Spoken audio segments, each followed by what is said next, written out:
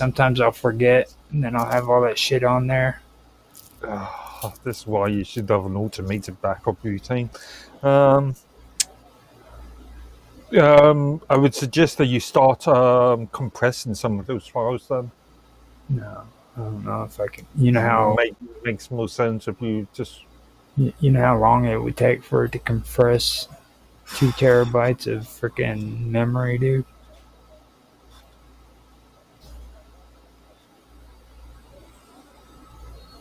If Windows, Microsoft products are known, they're FAT32 and NTFS and XT or exFAT are well known for taking a lot longer because of small files. If you, let's say you add 10 small files all ending up as a gig, and you've got one large file ending up as a gig, it takes longer to do any file transaction, such as compression or copying, on the smaller files. Okay, so I've got at least 3 that I know of, maybe 4 series that we've done that's already got over 130 freaking 15-minute videos. Have you got an optical drive on your machine? I don't even know. A DVD burner or something? Oh no! I was thinking of just using that as an archive mechanism. No, I can't. I can't do that. I gave up the hard drives and stuff a long time ago. Mine's just a regular computer without any hard drives or floppy disks or anything of that nature. One inside. I could get an external one and put it on there, but I still don't like the idea of using.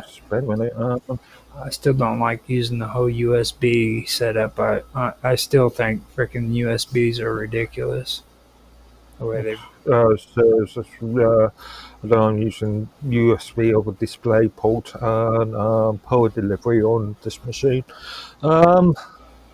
Well, I mean, they could do better, is all I'm saying. I'm not saying that it's not a good idea. It's just USBs aren't really, because it's like you got the blue coloring and then the white coloring and the. The different versions. I still don't know which ones. I know the blue ones are supposed to be the new version, isn't it? Atypically, USB 3 or above. Atypically, but that's not always I don't think it's actually a set ISO. Well, the white ones are. Now, which ones are the oldest? Is the USBs? Is it the white or the black ones? Again, I don't think there's any technical standard on this. See, that's not. I think I've come across USB 1 and 1.1 drives, both black and white, or ports black and white. See, that's not helpful at all, man. Thanks for nothing. Sure. Just had to say it, you know.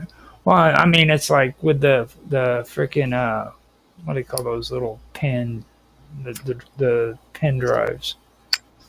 The majority of the time, they come with the freaking black coloring on it. Mm-hmm. I've rarely ever seen any that have white on them.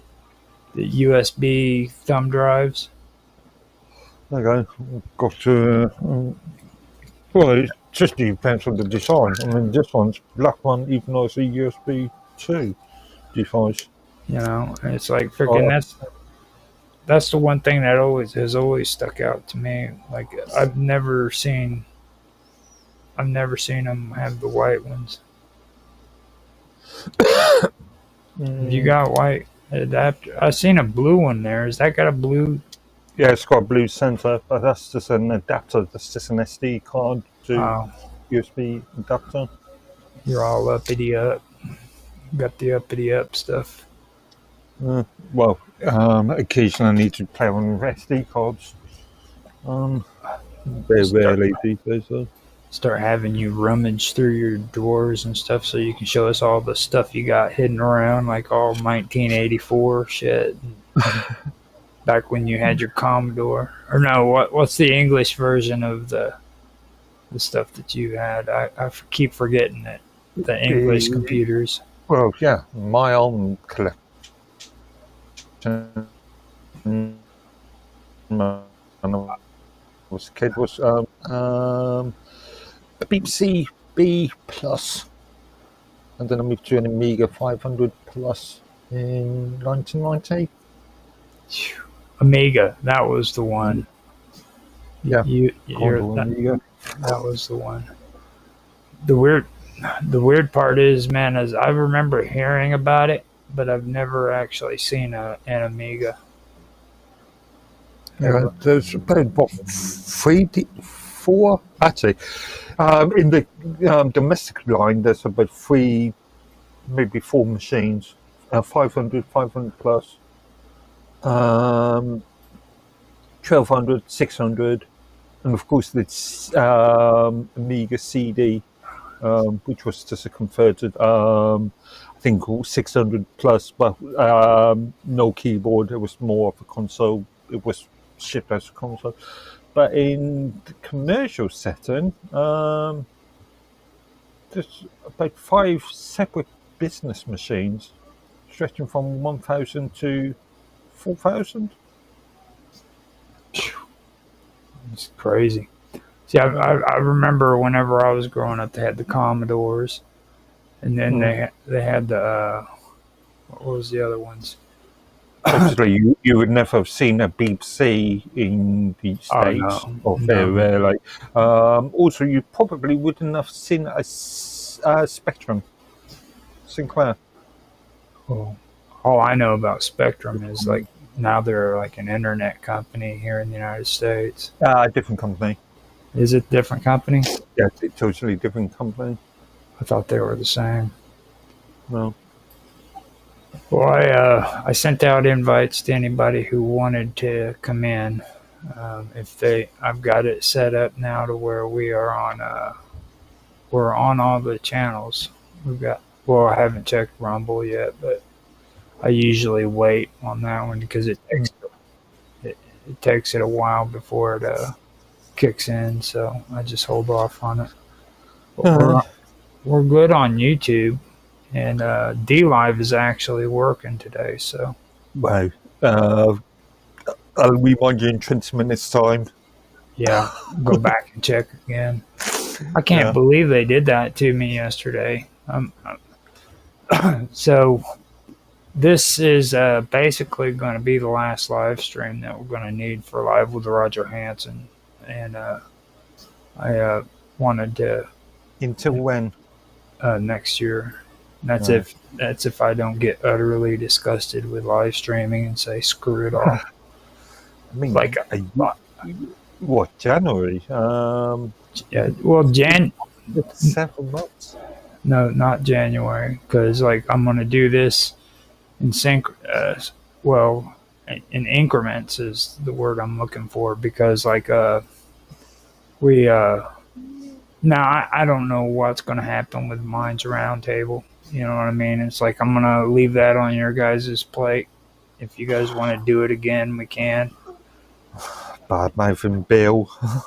I'm getting kind of burned out on Minds Roundtable, to be honest with you. It's like freaking like Jeffy came on and wanted us to talk Minds business and shit. You know, I mean, come on, seriously, dude. Actually, I had a message from Jeffy earlier this week, which I haven't replied to. Yeah. Wanted me to aid him resolve some Linux technical issue. But I've just been so busy with other things, I've not replied to him yet. Yeah. But this weekend is a long weekend for me. It's a bank holiday Monday, summer holiday Monday, and so got plenty of time to reply to him over the weekend or something. Okay, what's bank holiday? That's a English celebration, isn't it? I think that's the last bank holiday before Christmas, as far as we're concerned. I think. Well, what is a bank holiday? I mean, is that where all the banks take a holiday? Yeah, where everything virtually shuts up. That's crazy. Yeah. I've never even realized you guys had something like that going on. I'm not sure how many bank holidays we have in a year. May it's always two. I'm not sure actually. How many bank holidays does UK have? That is interesting. UK. I think the only thing we've got like that from here is um, Cinco de Mayo. You get all these weird days. So you get President's Day and Martin Luther King Jr. Day and whatever day, Well, I Employers' mean, Rights Day. so you're telling me those are like bank days with a disguised name on top of them? Sort of, sort of. So you guys don't even like having enough imagination to like give them a Well, we don't make name believe them up name. because some of these are really old. England and Wales have 8 bank holidays per year. Scotland 9, and Northern Ireland 10. That's not including royal events such as coronations and jubilees. Those are bank days too. Yeah, when there's a coronation, yeah, it's a national holiday. Okay, that's a trip. I did not. That's almost like a. That's kind of like a freaking Illuminati kind of Uh, shit. Like the Celebrates our traditions, so celebrates our coronation of the royals. yeah. I told you about that one dude that freaking when I was living in Kansas City, he was from England, and Yeah. when he found out that Princess Diane freaking died, he was sitting in a bar, and I was sitting there drinking and eating pretzels and shit, and the dude sitting in the back of the room just bawling his head off like a freaking like a baby, dude. I was like, Okay. shit. Yeah. It's like, And all the insane,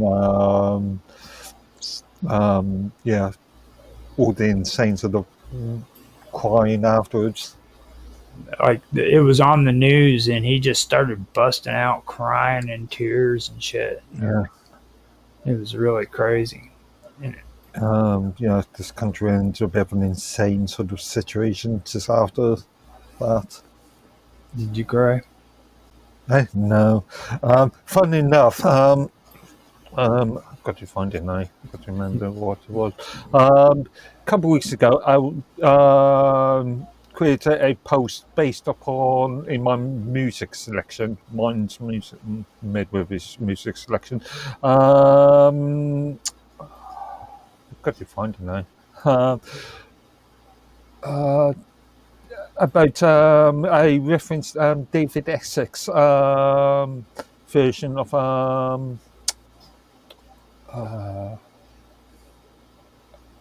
what was the? Hang on, let me just find that.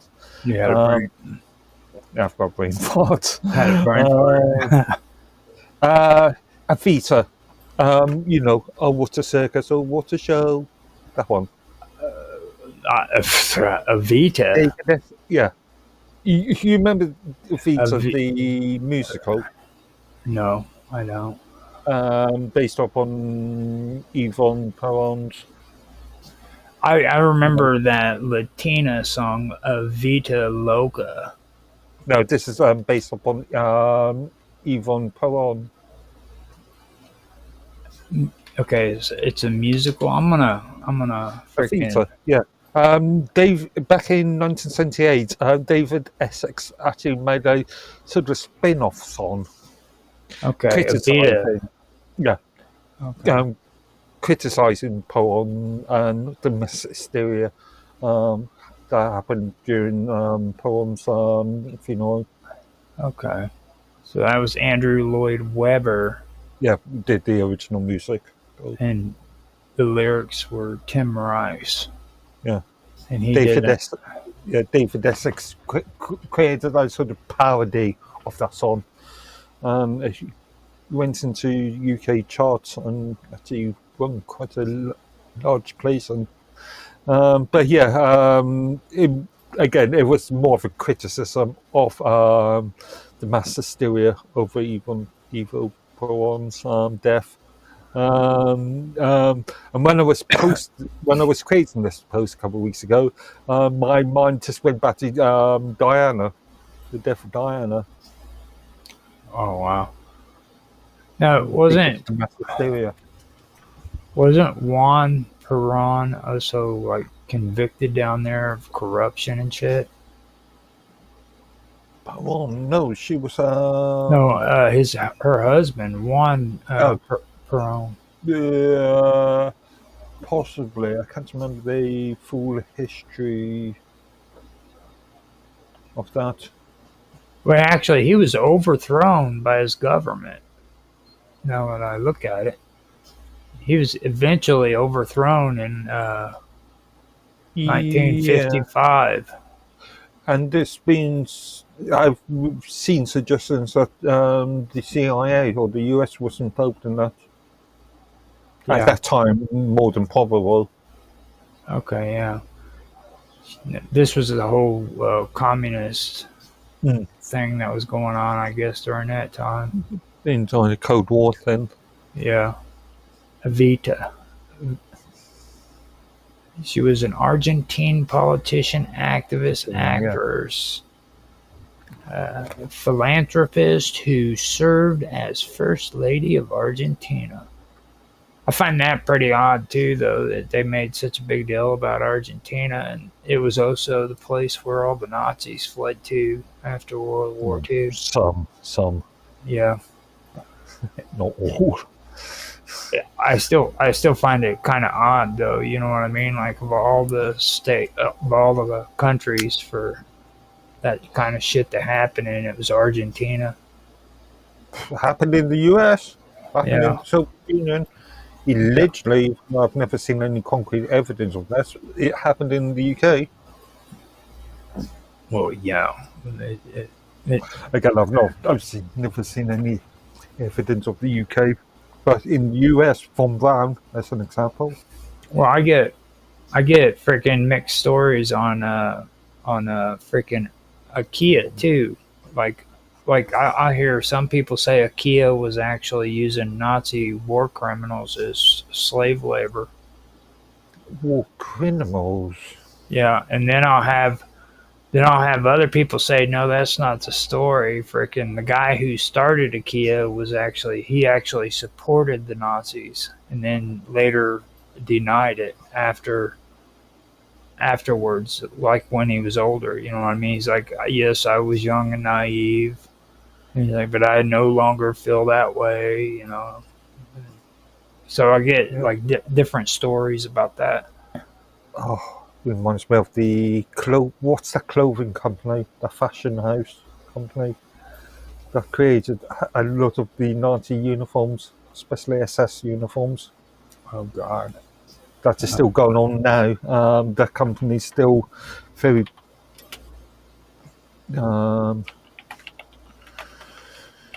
Farben. No, it's one of the big sort of brand companies. I know there was a few companies here in the United States that supported the Nazis, like DuPont. DuPont actually was trying to overthrow the government before the war started. They got caught, and then they got released. Like there was no charges brought against anybody that was involved in that. Hugo Boss was one of the companies that the leadership were Nazi members. Well, you've heard the story about IBM, don't you? International Business Machine Corporation. They actually produced the freaking time clocks that the Jews had to check in and out of in the concentration camps when they went to work. They had to sign in and out with those time slips, and IBM was the one who was making them for them. I found that pretty interesting. I mean, this was during wartime that they were actually selling merchandise to freaking Nazi Germany. Mm. That was pretty trippy. Got a few. I keep on coming up with Hugo Boss, but I'm thinking of another company. But yeah, Hugo Boss produced uniforms for the SS and the Hitler Youth. Hugo Boss. Now, what company is that out of? That's the big clothing and fragrance company, toiletry company. German fashion company. Is it still German now? Yeah. It's a designer fashion company headquartered in Matzingen, Baden-Württemberg, Germany. It I sells thought it was bought by a US. Hugo Boss is one of the largest German company Okay. brands Yeah, yeah. with a global sales of about funny symbol 4.3 billion Mm. in 2024. Its stock is a component of the MDAX, and company's fashion brands are Boss and Hugo. Yeah, Mm. yep. So Eyewear. anybody, so PU, so fairly relatively cheap off the shelf suits and shirts and blazers and stuff. Well, I've already told you about German stuff, like their hard drives. Whenever I did check into doing all the hard drives, it seems like every freaking one of these companies that sell hard drives for computers are like crap hard drives. Well, you did name a few companies, but most of these are made in Asia anyway. I don't think there was a German manufacturing plant of hard drives.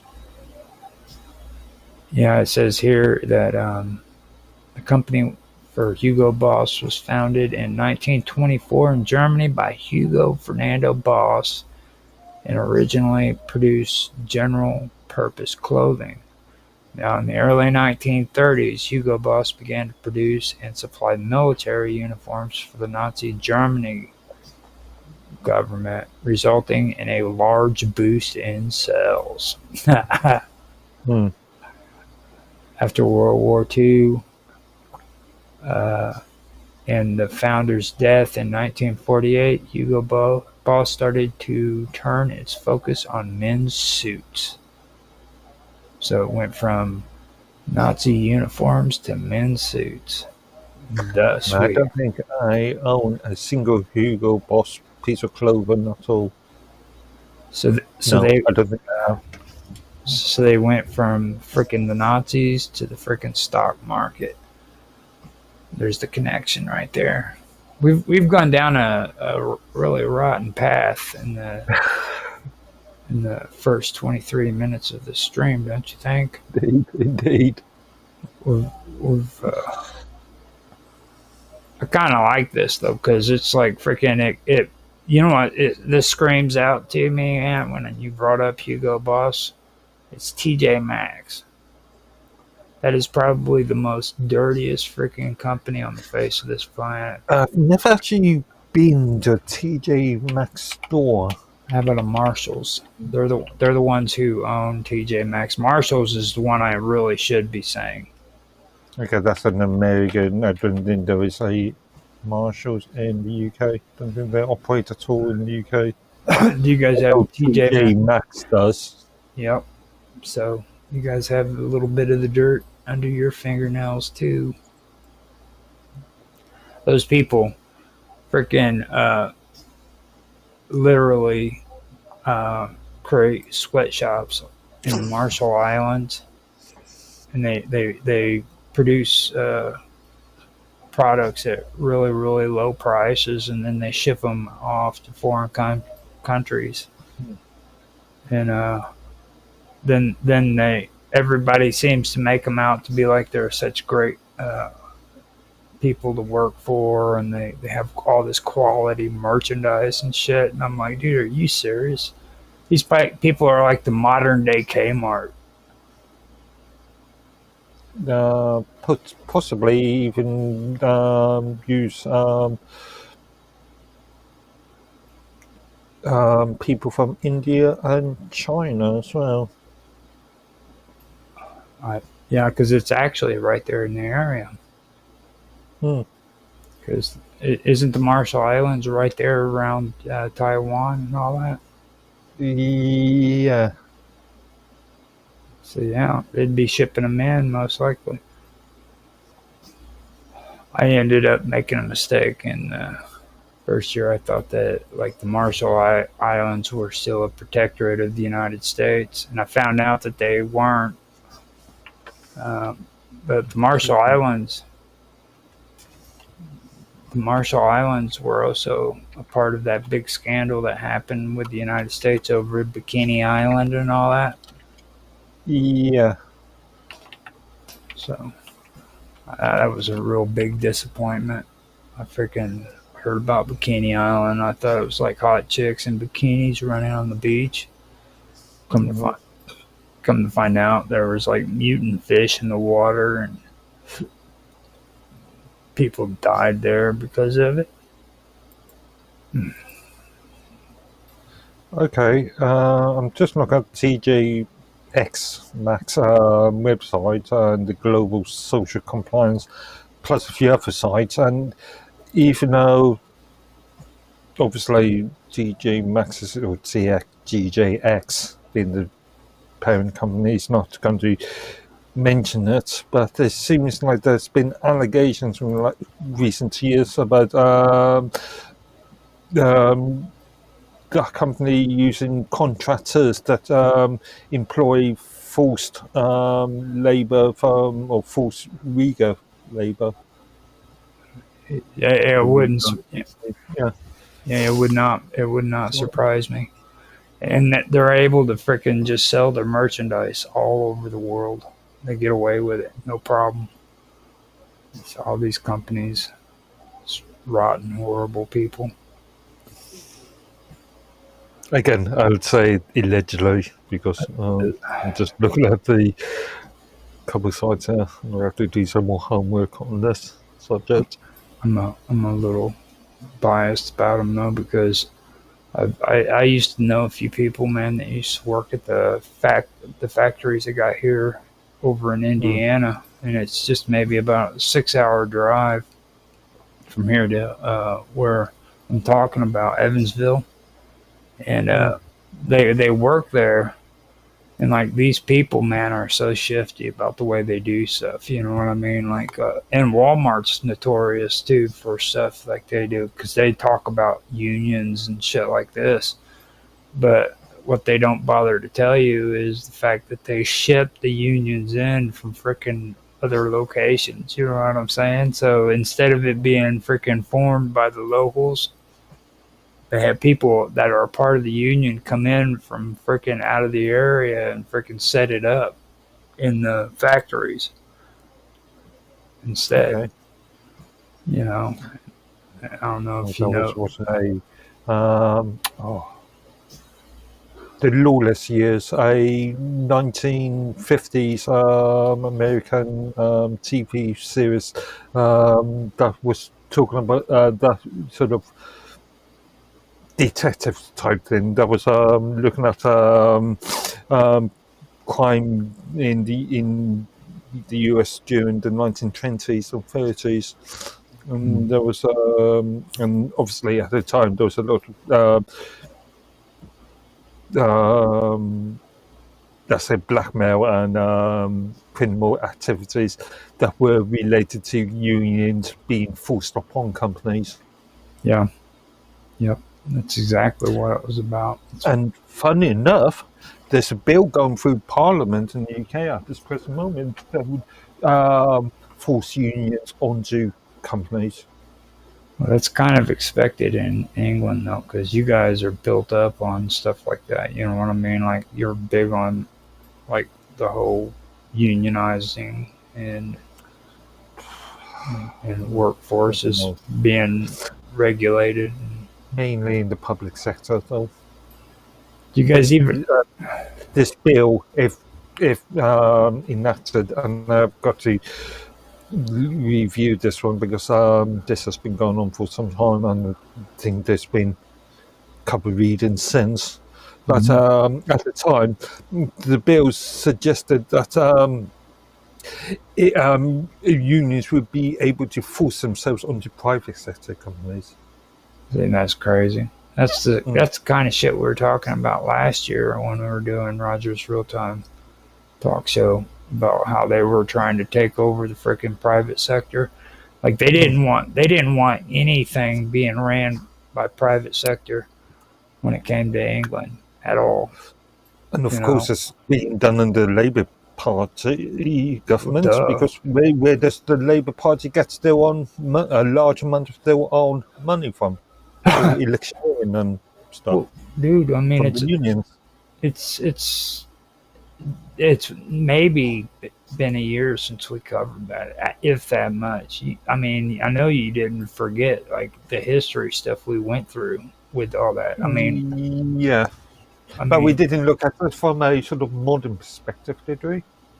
Trust me, dude, it's still there. Okay, labor, I guarantee you it's still there. Yeah, but during our talks, we didn't really look at it from a modern perspective. I don't think Labor Party wants to freaking change when it comes to their views. Like, because they are hardcore socialists, dude. I mean, they really are. I mean, you're used to it because you're there in England. But actually, I'm not used to it. Remember, once I was growing up, all I knew was, in reality, was Thatcherism. It wasn't until 97 that we had a Labour government in my lifetime. Granted, arguably, I was born in 76, so what was that? That was about 4 years under a Labour government anyway. I mean, you've always had Labor around, even though they weren't a government. You know what I'm saying? You've always had them. It's not like they were just invisible. But Labour, once upon a time, was there for the working person, for the upholding the rights of the working person. That's code word for freaking socialism. Not remember Scavato back in the 80s, and he fights for. Yeah, I heard what you said. Okay, just I went to ignore it. Yeah, I know you were. That's why I did that. Yeah, it's code word for socialism. Yeah. It's like for the working person. Seriously, you know what I mean? Come on, dude. Freaking nobody has ever freaking been there for the working person. Hey, Arthur, you remember the miners' strikes in the 80s? You must have seen reports of them. How many mines have shut down in England, dude? All of them? All apart from maybe one or two. Yeah.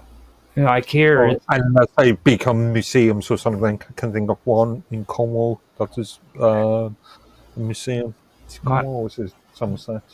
The town that I live in right now is freaking actually a coal mining town. Okay, that's how it originally started.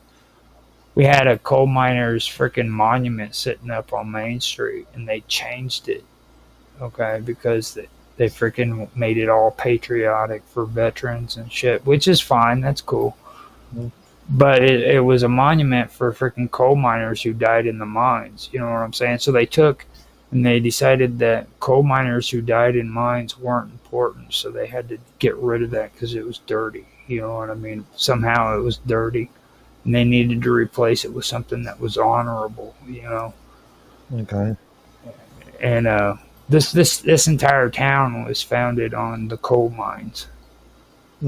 You know what I mean? And now it's just a long lost memory that everybody thinks is a shameful thing. Oh, these coal mines are just destroying the environment. You know, just horrible shit. You know, Have you got a museum or some plaque or something in your area? yeah, we've got a museum, but it's not like focused on the coal mines and stuff. Okay. It's not like their big goal. You know what I mean? But I did find that they could have at least done the Veterans Memorial somewhere else at a different location and kept the Mm. coal miners, because like people actually died in those mines. You know what I mean? It's Oh, like it's that's part of your history. So yeah. you know This is what annoyed me during the um, British version of Black Lives Matter, where we saw people attempting to deface or tear down statues that weren't yeah, that that they questioned. they did that here too. But you've heard my opinion on that shit. You know what I mean? It's like during the time that shit was going on, they were also talking about ISIS going into Nineveh and destroying freaking tablets and shit. Okay. Mm, And all of these archaeologists are freaking bitching and yelling, and all these freaking activists are like, oh, that's so horrible. They're destroying our freaking history. They're destroying our history. And then every time I got onto my freaking channels that I liked that was talking about ancient history, they wanted to make it some kind of freaking spin, like a woke spin about, mm, and finally I got sick of it and I just freaking said it in the comments. I was like, look, dude, you can't be sitting there freaking saying how horrible it is that ISIS is going in and destroying tablets and freaking Nineveh, and then saying that it's okay for freaking these people to be tearing down statues and shit and desecrating mm. freaking, monuments and stuff. I was like, you can't have both. You know what I mean? That's one. It's the same thing. That's history. You know what I mean? Yeah, yeah. I just Mm. I that really annoyed me whenever I heard that shit. I agree. That's horrible shit. And like freaking, it's history that people need to respect. I am biased. You know how I am. I'm always I'm. It's all about history with me. I'm a, I'm an original geek. Like history, like history books. Like, you know what I did when I was ignoring my teacher in school? Gone. I'd do stick figures of cowboys and Indians, and Okay. when a cowboy was shooting at an Indian, I'd do little dots showing the bullet tracing where it went, and then like I'd do the same thing with the arrows, and I'd make little battles on my freaking paper. My teachers would always trip out when they seen that. They'd be like, "What the heck are you doing, Roger?" And I'm like, "I'm just doing a battle scene." Yeah. Yeah. Like I was ignoring my teachers, but I was still doing something constructive, I guess. It had something to do with history. Well, you've seen Yeah. that. You've seen the old history books. Like it was always battle scenes in the pictures. You know what I'm saying? So I'm in history class. I see the freaking pictures, and what's the next logical thing to do? Well, we were. I was especially was brought up with all those 1970s and 80s sort of mass sort of, especially 70s, mass sort of populated films, such Mm-hmm. as I don't know Zulu or the Rise and Fall of Rome. They're Alec Guinness. I'll tell you Um, what. they're- I will never watch Ben Hur again, dude. I'm and nobody told me back when I was a teenager that like that was a freaking a gay movie. You know what I mean? That's what all the gay people watch. Like they like to watch her and freaking and movies like that shit. Like I was like, dude, are you serious? It's got Charlton Heston in it. You know what I yeah. mean? Are you freaking kidding me? And they're like, no, dude, they used to watch that all the time. And I was like, seriously. Funny enough, I rewatched Zulu. What's it? Zulu Dawn. Zulu Dawn. No. was Zulu a couple of weeks ago. First time I've seen it in 3 decades. 2 decades. Yeah, that was wasn't that when you and Mr. Robot was talking about it with me? Possibly.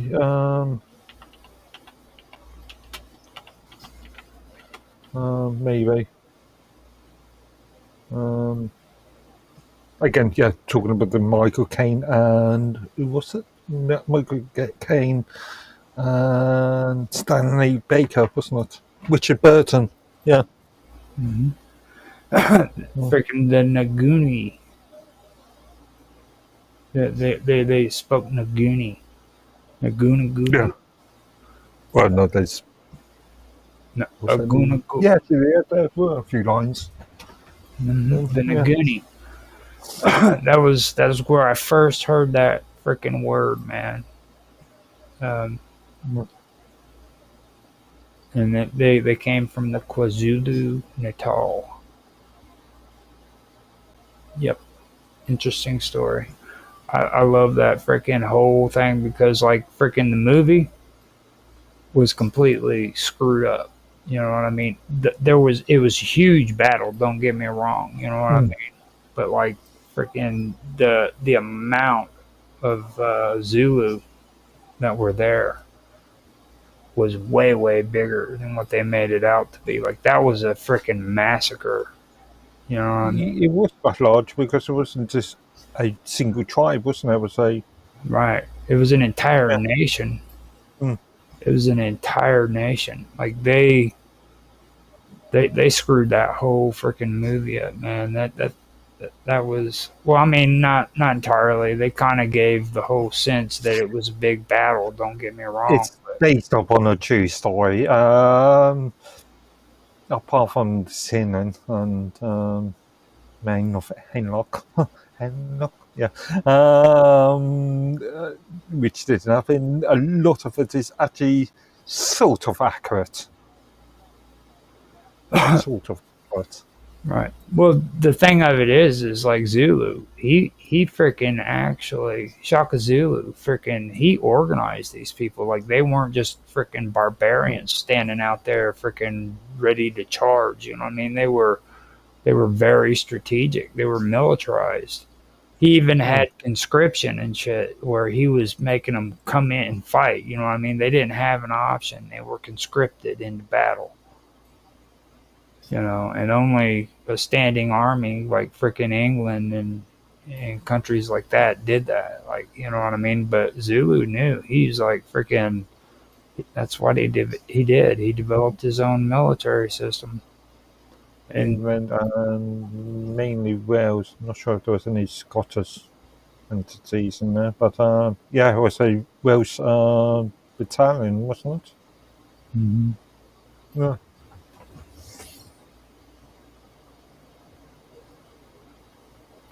well, I, I still say that you guys you guys wouldn't have had any luck on that whole battle if it wasn't for the Boers. The Boers were the ones who won the day because they had freaking they had the freaking well, I guess you could say their experience. You know what I mean? They were rough and tumbling dudes. You English people were all soft and weary and shit. I don't know. British discipline, the sort of Yeah, what's the role sort of strategy? When you place people behind each other, it's shoot called them. it's called the Rose strategy. Yeah, role strategy. But yeah, Britain, one of the most disciplined forces in the world. That's the reason why you guys would have lost. Okay, Yeah.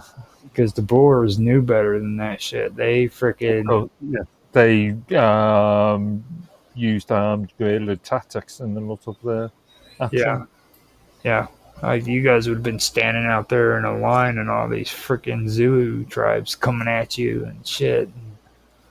You know what I mean? So you kind of had to learn guerrilla warfare during that whole situation. 4,000 Zulus, or according to the film, anyway, 4,000 Zulus, and with 150 Brits stationed, 30 of whom were sick and wounded. 120 active. You 4,000 compared versus, let's say, 150. you know what the Zulu philosophy is, don't you? Gone. You're not gonna like it. It's Ubuntu. Peaceful coexistence. Ubuntu. Yeah, which is a term for peaceful. I can't remember now what the term is. I know it has. I know it has something to do with sharing Yeah. what you have with other people and stuff. I know that much. I don't really encourage. An ancient African word meaning humanity to others. See, that was their philosophy, Ubuntu. So you got all these Zulu tribes running around using Linux. What do you think about that? long before Mark Shuttleworth was even alive. Which, by the way, I did want to actually bring that up. Something I said I didn't want to talk about having talking points and stuff. Mm. But I did want to actually mention this thing about what Mr. Robot posted up in the Elements chat. Which one? The vibe coding. Okay. Do you remember that one? Yeah. From all I hear about it, some sort of fashionable methodology.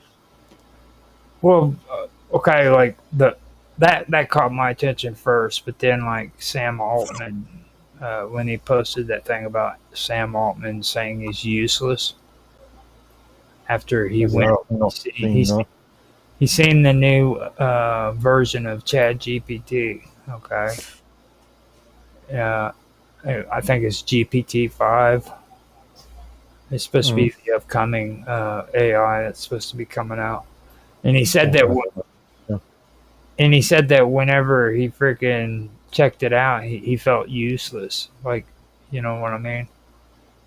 Now, something hits me wrong about freaking a lot of the stuff. Like, to me, I was fine with like even Chat GPT. You know, if you want to go in there and kind of get some feedback, get some help with like grammar and shit like that, I was cool with that. And then like they had freaking music. And even though I don't like how these people use AI for videos because they should edit, I was okay with that, you know. But like when it comes to freaking having a program code for you, you know what I mean? Coding. I mean, I think that's just kind of like crossing the line, in my opinion. You know what I mean? Like, why even do it if you freaking don't have to do it? You know what I mean? Yeah, I just found your comment. Yeah, you were going to talk about it last Friday, but because what happened last Friday? Yeah. Yeah. I mean, what do you think about that? Do you think it's actually cool or okay? I should say. Do you think it's actually okay for freaking AI to code for people rather than doing it yourself and learning how to code? There's an argument. Well, the idea of open source principles is being able to share code. Well, I mean, that's fine. Yeah, so you don't necessarily have to write your own code. You can just get off some sort of public forum. Anyway, But still, at least you're learning it. You know what I'm saying? Like, this isn't like on what I read so far about it, like you just give a description of what you want, and the AI pulls it all up and does it for you.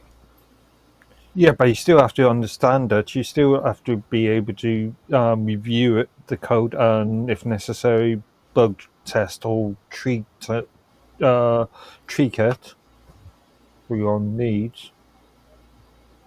Well, I mean, yeah, from what I I heard, mean, I mean, I mean, I could be. Let's just argumentative sake, say that I couldn't read uh at all, and therefore I get somebody else to read me um, the material. Sure, I can get them to read the material, and I would understand it, but I would not be able to critique the structure, the grammar, the. If that makes sense. well, I couldn't hear most of that because your microphone kind of Okay. buzzed out. Yeah. Well, yeah, I could get some of those to read some material for me, but as far as understanding the syntax, the grammar, the sentence structure, Yeah. I wouldn't be able to make a judgment. Well, I mean, if it And the if same goes with. well, I mean, if it goes for people who have reading problems, I understand that. You know what I mean? But like when you're, I don't know. I think actually having an AI do code for you is just kind of like crossing the line. You know what I mean? And I've But had. again, if you need to understand that code so you can modify it or review it for issues. Well, that's where you learn. You know what I mean? Yeah. That's the whole learning process. Mm. Like and like for me, it seems like freaking AI is making it to where that's gone now. You know what I mean? You review your own material all the time, don't you? Well, according to what it's saying on this stuff, though, it's like all you do is you freaking give it what you want, and it does the code. And then, like, if you don't like something, you request Precisely. you Okay. request that the AI freaking make the modifications. You know what I'm saying? And then it modifies it. You know, So, but in a group of, let's say, a large group of developers who's all working on the same project, bunch of lazy bastards. That's what it is. yeah, you aren't going to, that's not going to be manageable. I know there is the old joke about developers not being able to document any of their work, which in some cases I know that's the truth. I know that's an issue. But let's say you work on a big project. Let's say you work on the Chromium browser or Firefox browser or LibreOffice or something. You're still going to need to document what you're doing. I don't know. I haven't tried it. What it seems like to me is like freaking you. And sorry, You just, another example. How many times whilst I was moderating the Minds Chat um, um, platform, how many times did I go into the official Canaries, the development sort of chat room and criticize um, Minds Inc. for not documenting certain functionality well?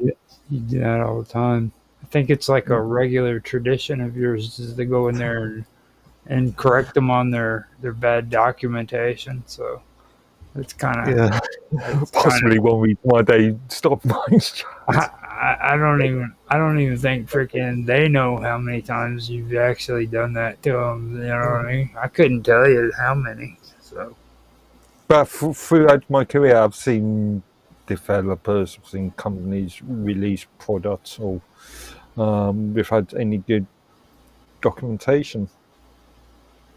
I pulled it up on what Mr. Robot said. He said he noticed two interesting ideas that are going to evolve in parallel in the future of work. And he says one represents AI reasoning models that will utilize agentic workflows to iterate on how we have done science traditionally. And then he used an example for science, but that could be anything. And then he said, like Google's recent AI co-scientist, and the other one, a new kind of vibe worker in the future of work that is enabled by a new set of tools.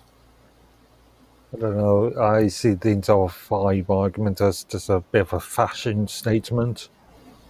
Yeah. So, yeah.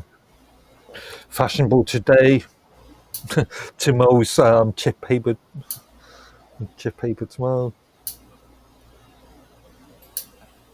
Well, I think a lot of people have. Well, I kind of knew that this shit was going to take off because it was like I know I mentioned it quite a few times, but it's like back whenever freaking the Actors Guild did that freaking court thing for the voice actors in video games when the video games were still in their freaking voices. That was back in 2003, and me and Karma went over that. You know what I mean? And I even told her then when we did that on my gaming that that this is going to end up being big, like because we ended up getting that stuff first before anybody else started talking about it, from what I could see. And lo and behold, 2 years later, everything is about AI, AI this and AI that. You know what I mean? Even though a lot of it was misappropriated, a lot of it isn't artificial intelligence at all. Right. A lot of it is misappropriated because it's still going on. You can't say it was because like now they're still doing it. You know what I mean? Yeah. Hey, look at my latest database query. It's no artificial intelligence. Database query. Yeah. My goodness. Did people even use database queries anymore? Besides you? Of course. Where do you think a lot of this? I know. Well, it goes back to my logic machine argument I made in chat a couple of weeks ago, last week, in relation to that. Well, things like LLMs are just looking at how words are structured, and then creating a probability calculation to create an answer. So, just database queries at the end of the day. Well, it gets a lot crazier too because like when he mentioned that co-scientist thing for Google, this is supposed to be freaking an AI co-scientist that's supposed to assist scientists when they do their freaking work. You know, Assist in what sense? like generating hypothesis and refining research proposals, stuff of that nature. Hello. Hello. So I find that kind of interesting there. It really is odd. I I don't know. I just feel kind of uncomfortable with a lot of that. Again, as you know, my sort of conclusions is that that a lot of what is being pushed as artificial intelligence at the moment is just a snake oil sales trick. Oh no! Marketing trick. Oh no! Those are fighting words to Tan, dude. Snake oil salesman. Yeah. Get him, Tan. I heard snake oil. Yeah, He said that people who do freaking coding are a bunch I of. did not say that. I said a lot of how the term artificial intelligence is being used. Oh, okay. Uh, That's what he I said. didn't say coders, developers are snake oil salespeople. Even though I do know of one or two that I could put into that box. Actually, that's a good question for you, though. What I was just talking to Mark about, because I'm kind of curious. You're more into the coding side of things, Tan. Mm. Uh, Oh, you remember when Robot posted that stuff earlier this month about freaking vibe coding? yeah. It's a thing.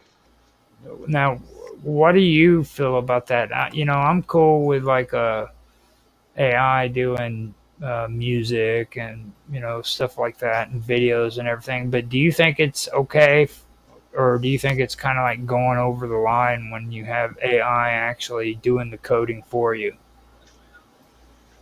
So there's the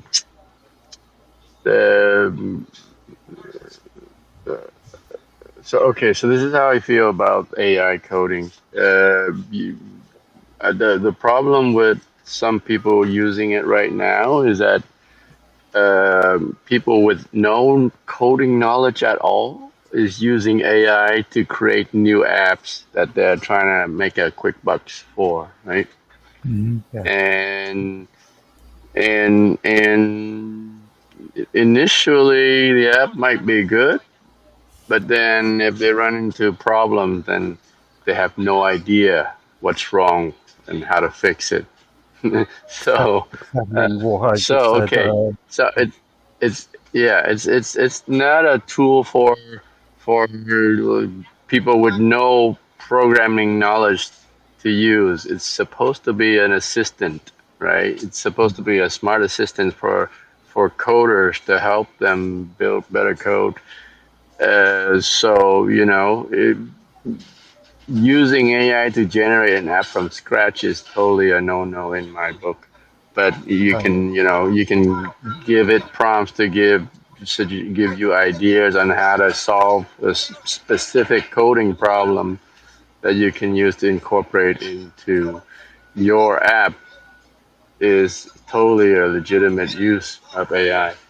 And also using it to do code review is also a good thing, right?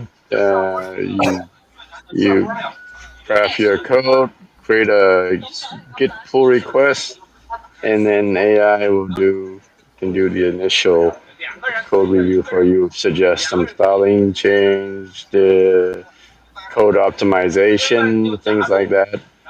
Things that are already now being used by some code assistant Yeah. tools like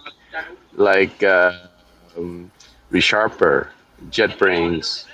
Uh, JetBrains ReSharper is a really useful tool that people in the .NET world use for Visual Studio to help them write elegant code. It's just the same code, but the assistant will reformat it for you in a very elegant way so that the code looks a lot cleaner than the way you've written before, but it's equivalent, right? It's just much more concise, much easier to read. Actually, maybe sometimes it's harder to read because it's too concise, but okay, it suggests you that cleaner way of doing things. You can choose to take it or not. But yeah, so Yeah, but you still have to be able to review that code. You still have to be able to diagnose that code. for And sure, yeah. as I was saying earlier, I don't know about you specifically, but I know of a lot of developers who cannot create documentation to save the backs. Yeah, the documentations are It's like with something that's mine. outside of the code. We As, we we as we we've we, seen with we prefer to sorry. write self-documenting code because if you write code documentation in English inside the code, you have additional maintenance of having to Mm. keep that documentation up to date when the code change. Or Yeah. So even external comment can get out of documentation. date. Yeah, Yeah, yeah. The yeah. external documentation is definitely useful, like a wiki that shows you how the architecture of how this piece of code fits No, into the product. we've seen this especially with mines, where their external documentation has been, Yep, way out of yeah, date. Yep, yeah, yep, or less to say less than adequate. Well, yep, yep, yep. whenever you put it in that way, I've even said that with like Chat GPT whenever it comes to like wanting to have better grammar or doing spell check and stuff like that with stuff you write. I'm okay with that. You know what I mean? Because Hmm. that's actually useful, and it's like at least you're not having to pay hundreds and hundreds of bucks to freaking programs like Grammarly when you can have Chat GPT do it for free. So, Hmm. and then Sure.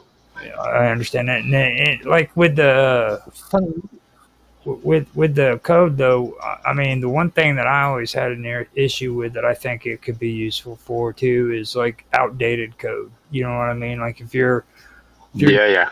if you're trying to use outdated code and freaking it's not working, then maybe the AI could say, "Look, that's not working. Yep. Use this instead." Also, also dead code that are no longer used, and just sitting there. uh, Hmm. I'm just remembering all the banks and financial services that are still using COBOL in a lot of their systems.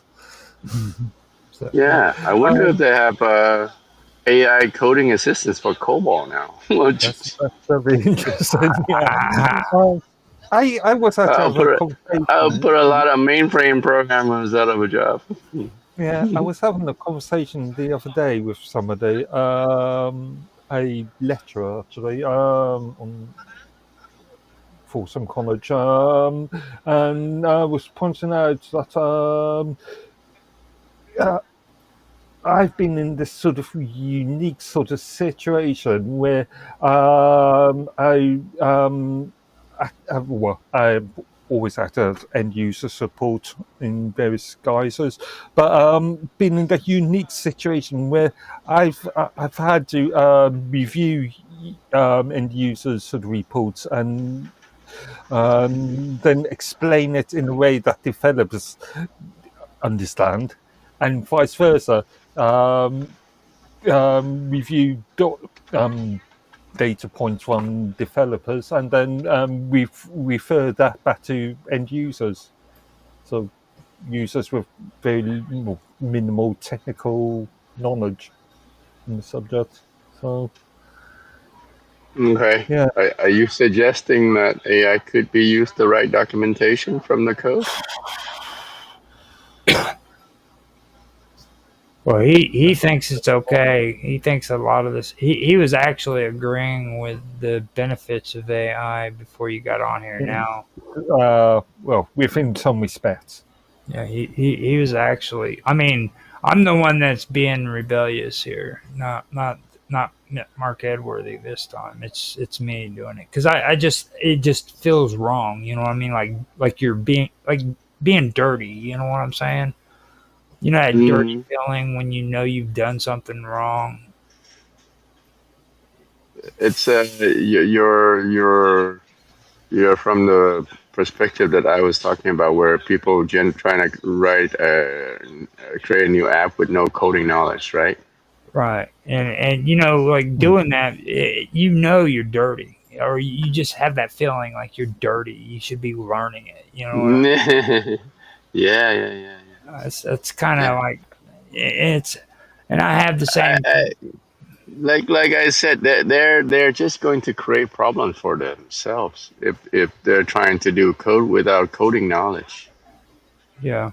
Mm. You know, I mean, they're gonna create headaches for themselves if they don't know they don't know how their app work. How do they know that the app is not trying to steal financial information from them when they're trying to monetize the app? So and the whole term work is what's important. You know what I'm saying? It's like work.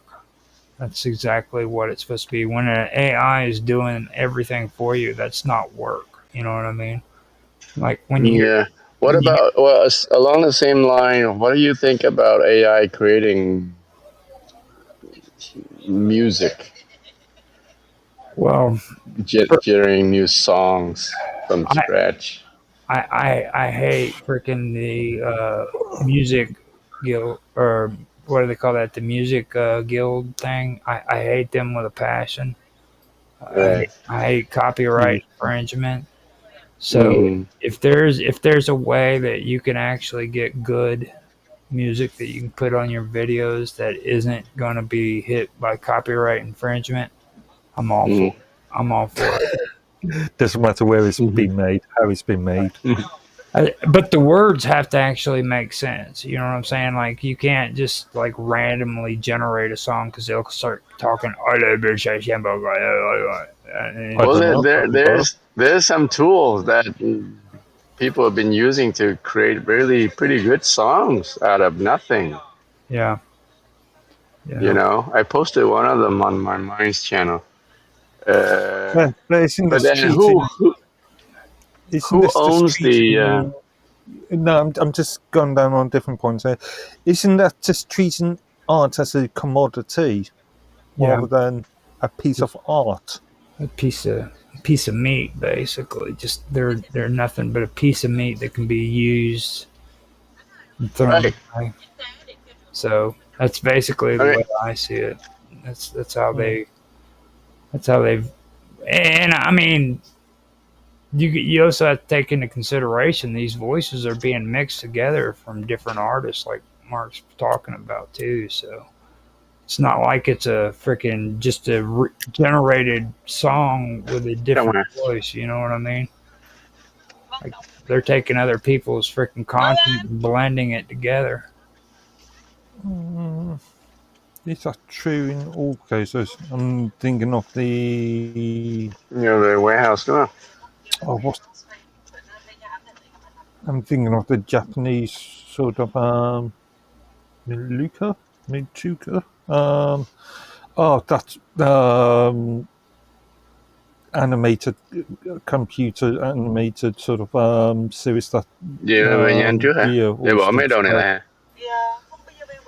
yeah Warehouse um, cất hết mấy đồ này sau đó lấy đồ đem họ nhà ở warehouse cho sau đó qua nhà để lấy đồ But the thing that really gets me though is the whole thing about the whole science assist stuff. That did kind of stick out to me as being a little bit crazy. Like they have these AIs that it's called co-scientists is what it is, and co-scientists. where they assist scientists while they do their research. It's bad enough they have scientific models. You know what I'm saying?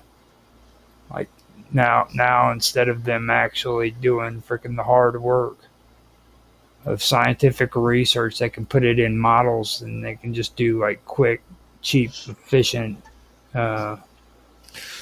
science. And let's talk about faulty models. Let's Well, I talk mean, about dare I say the pandemic, dare I say global warming. I'm just saying that it's bad enough they got that, but now they're going to throw freaking AI on top of it. You know what I mean? Like, sir, Mm, I mean, come on, dude. It's kind of crazy. and again, these so-called artificial intelligence frameworks are created by humans in the first place. Okay. So obviously there is, well, um, irrelevant if it's created by humans or if the data sources are created by humans. There's still going to be some potential bias in the models. I don't agree with scientific models. Period. at all. I don't think that they should be used because when I did the research into that shit, I don't like the idea that freaking all of their research is cheap and efficient. Okay, they want the lowest cost for their freaking experiments as well as it being fast. So they're taking In all some of places, these. in some areas, that's a good thing, isn't it? In some Not areas. not in scientific research, dude. It needs to be. They need to take time and effort into it. It doesn't matter how cheap freaking the experiment is. It needs to be done right. You know what I mean? Okay.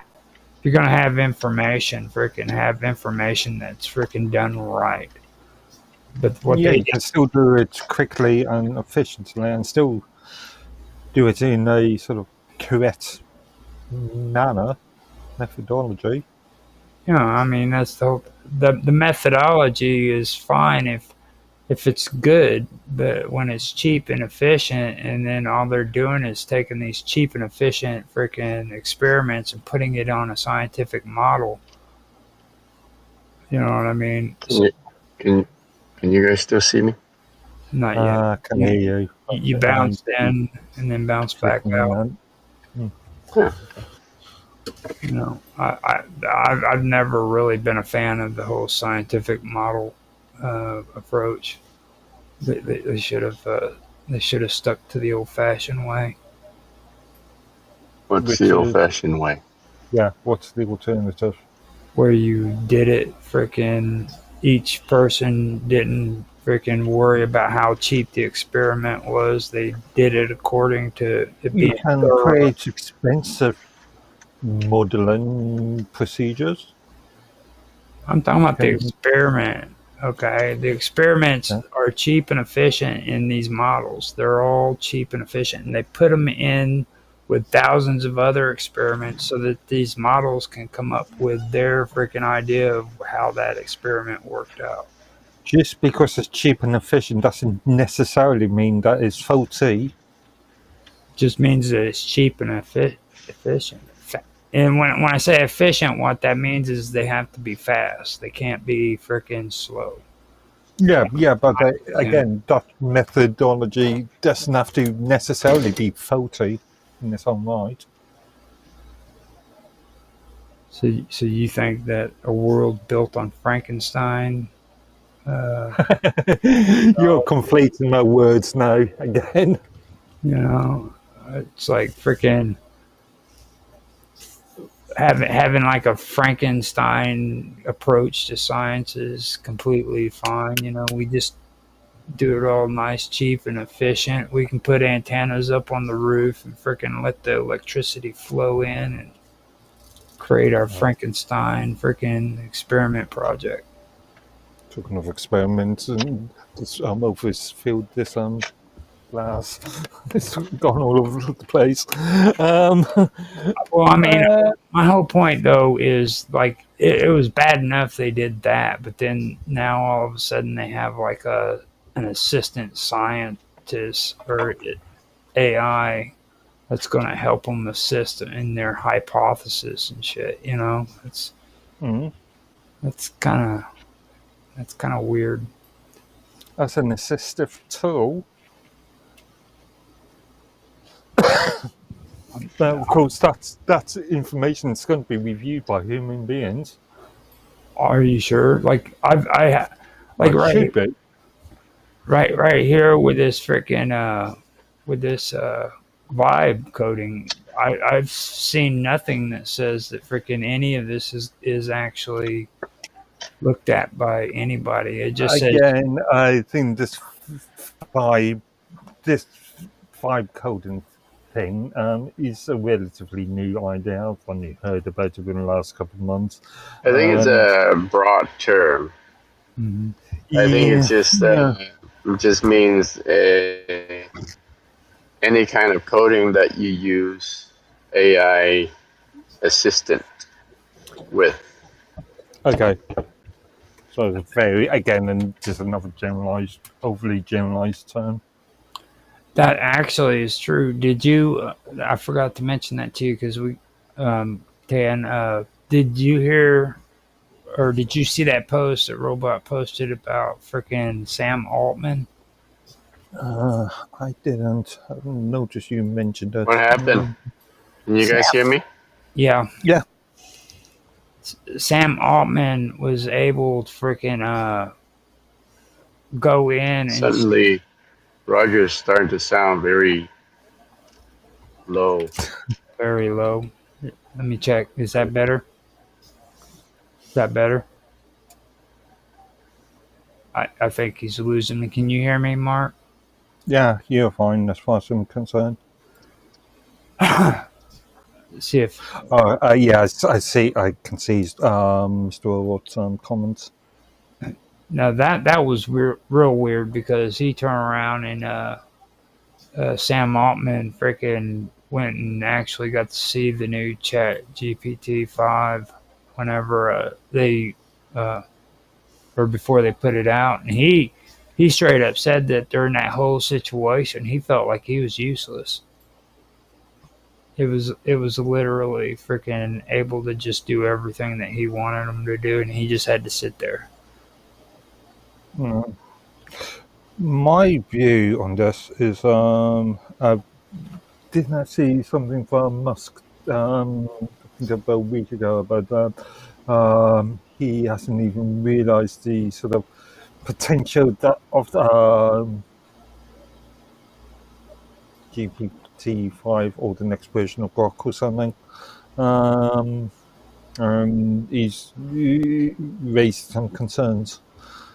But my main point is, sure, we can have all these frameworks, we can have all these programs, we can have all these forms of software, but if if you're going to have a very sort of limited interest in them,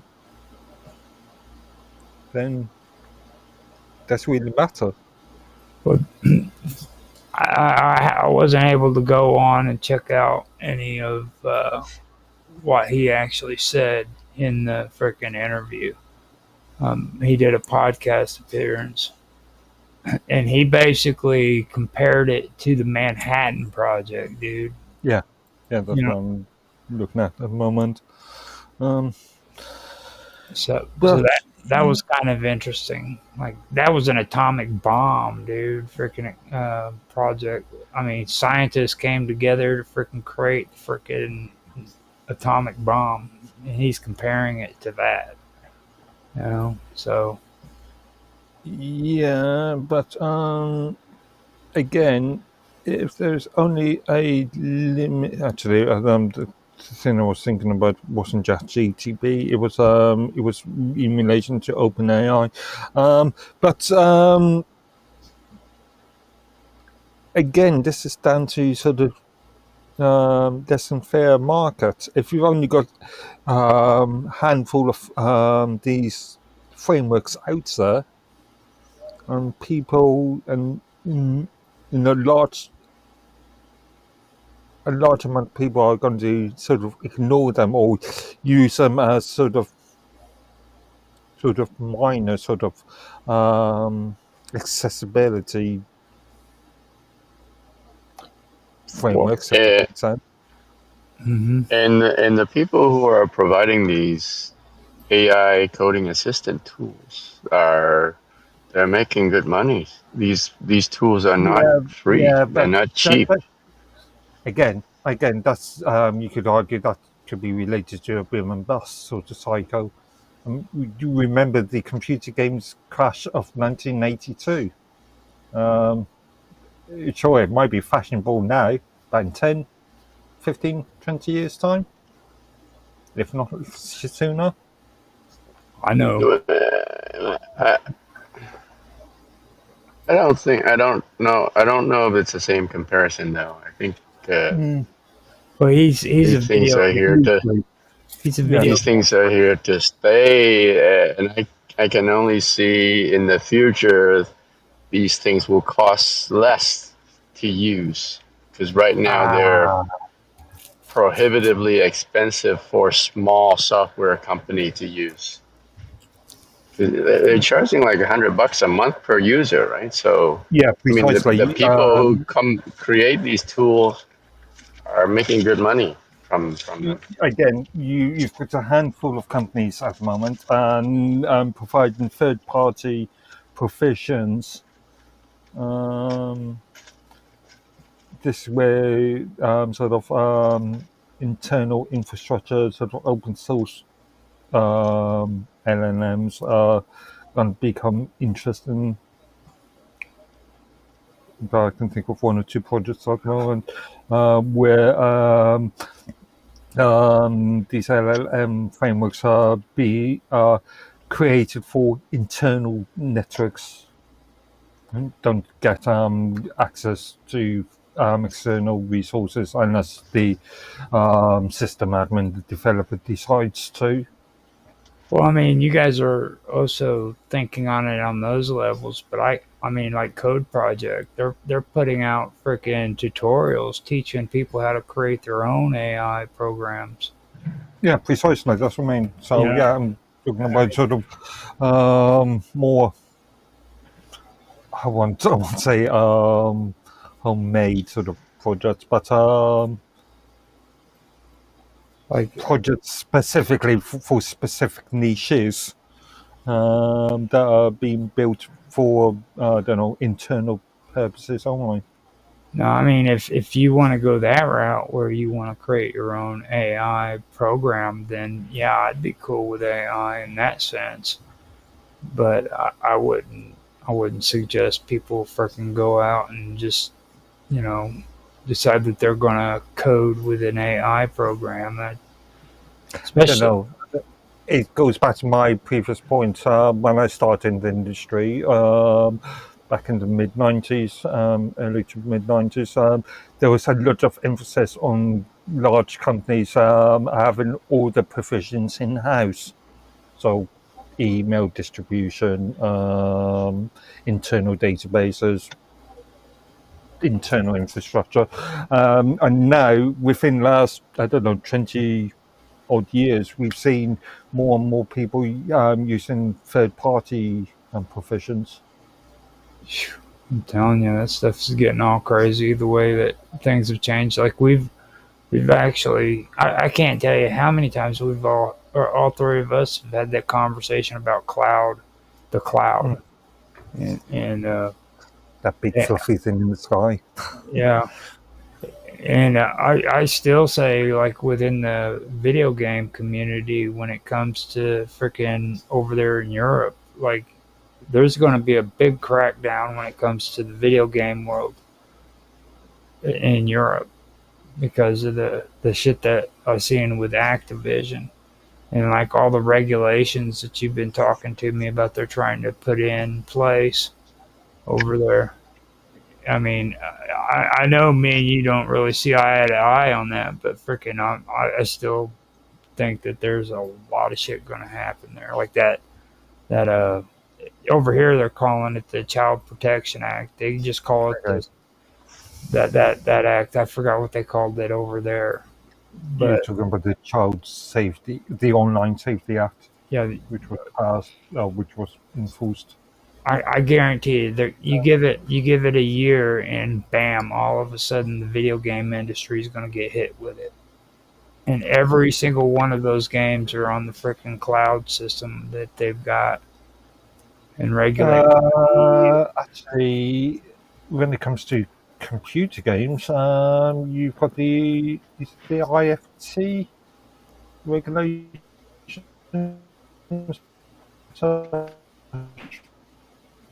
Been around for, is it IFT? Is Mark cutting out on YouTube, Roger? Yeah, he's kind of cutting out. He keeps getting rowdy and moving his head too much. By the way, can you do a sound check on the stream to make sure the sound level is still good? A few Yeah, moments ago, I just noticed a drop in. Okay. I had to bump up the volume. yeah. I've been doing it every once in a while. After you said that my voice was getting kind of low, I went on to YouTube and Rumble and checked it out. Okay. All right. On the same point, I did reviewed some of yesterday's stream this morning, and that background noise was quite prominent. I mean, the best I can say is like the cancellation on this thing is messing up here and there because, like right now, we're going straight through the Rumble Studios, and sometimes it doesn't do the background noise, and then sometimes it does. Like when I edit, I can actually hear what you're saying in the edits on the videos, and then sometimes I can't hear it. So it's a matter of if Rumble's actually freaking cutting that background noise out or not. Like with what we're doing right here, it has absolutely nothing to do with my OBS whatsoever. You know, Well, don't do noise cancellation. Maybe Rumble's noise canceling is not working too well. Not only that, could be related to general bandwidth. Well, I will say this: next year, when I do this again, I am going to be doing my review on Rumble. I've pretty much went through all of the freaking platforms now and did their little premium shit. I probably. Oh, how's your premium thing going? By the way, is it making any money? It's not making any money at all. Well, just put it to you. Oh, jeez. It ended up being a Ponzi scam again. Well, yeah. You remember how John was talking about changing the goalposts when we were talking about mines? Okay. John? With Rumble, Same here. With Rumble, they don't change the goalposts; they just leave information out. Okay. So they say, yes, you can earn money on Rumble now. All you have to do is have freaking premium. So you turn around, you buy premium, and then all of a sudden, well, you know, in order for you to I didn't see it as being that, because you need you're limiting your audience a lot with your premium streams. This is one reason why I don't ever post anything using Minds Plus, because I realize that's going to limit my audience. But I do have to say one thing though. We went from like 225 followers all the way up to 410. All right. So I mean that was a big deal there. It's just there's no money involved. But was that due to premium, or was that just due to our wonderful candor? I think it's actually the wonderful candor, because I think honestly this last year we've had freaking some awesome freaking streams, to be honest with you. Like we have this year was way better than last year. In my opinion, it was, and that was from the get-go. Like mine's roundtable was just freaking amazing from the first show all the way up to the end. I was surprised that it even freaking ended as fast as it did. It felt like it went by quick. I mean, it really did, if you think about it. It just, and we always had freaking conversations, and everything was just running smooth through it. And then Untethered, we did that one. Mark started getting all freaking wild, like a wild man. I was like so proud, dude. I was so proud of you. You were like busting into Mr. Robot like a wild man. One point on the Minds Roundtable, this was when there was an active staff interest. And as we know now, half the staff have disappeared for new pastures, and more than half.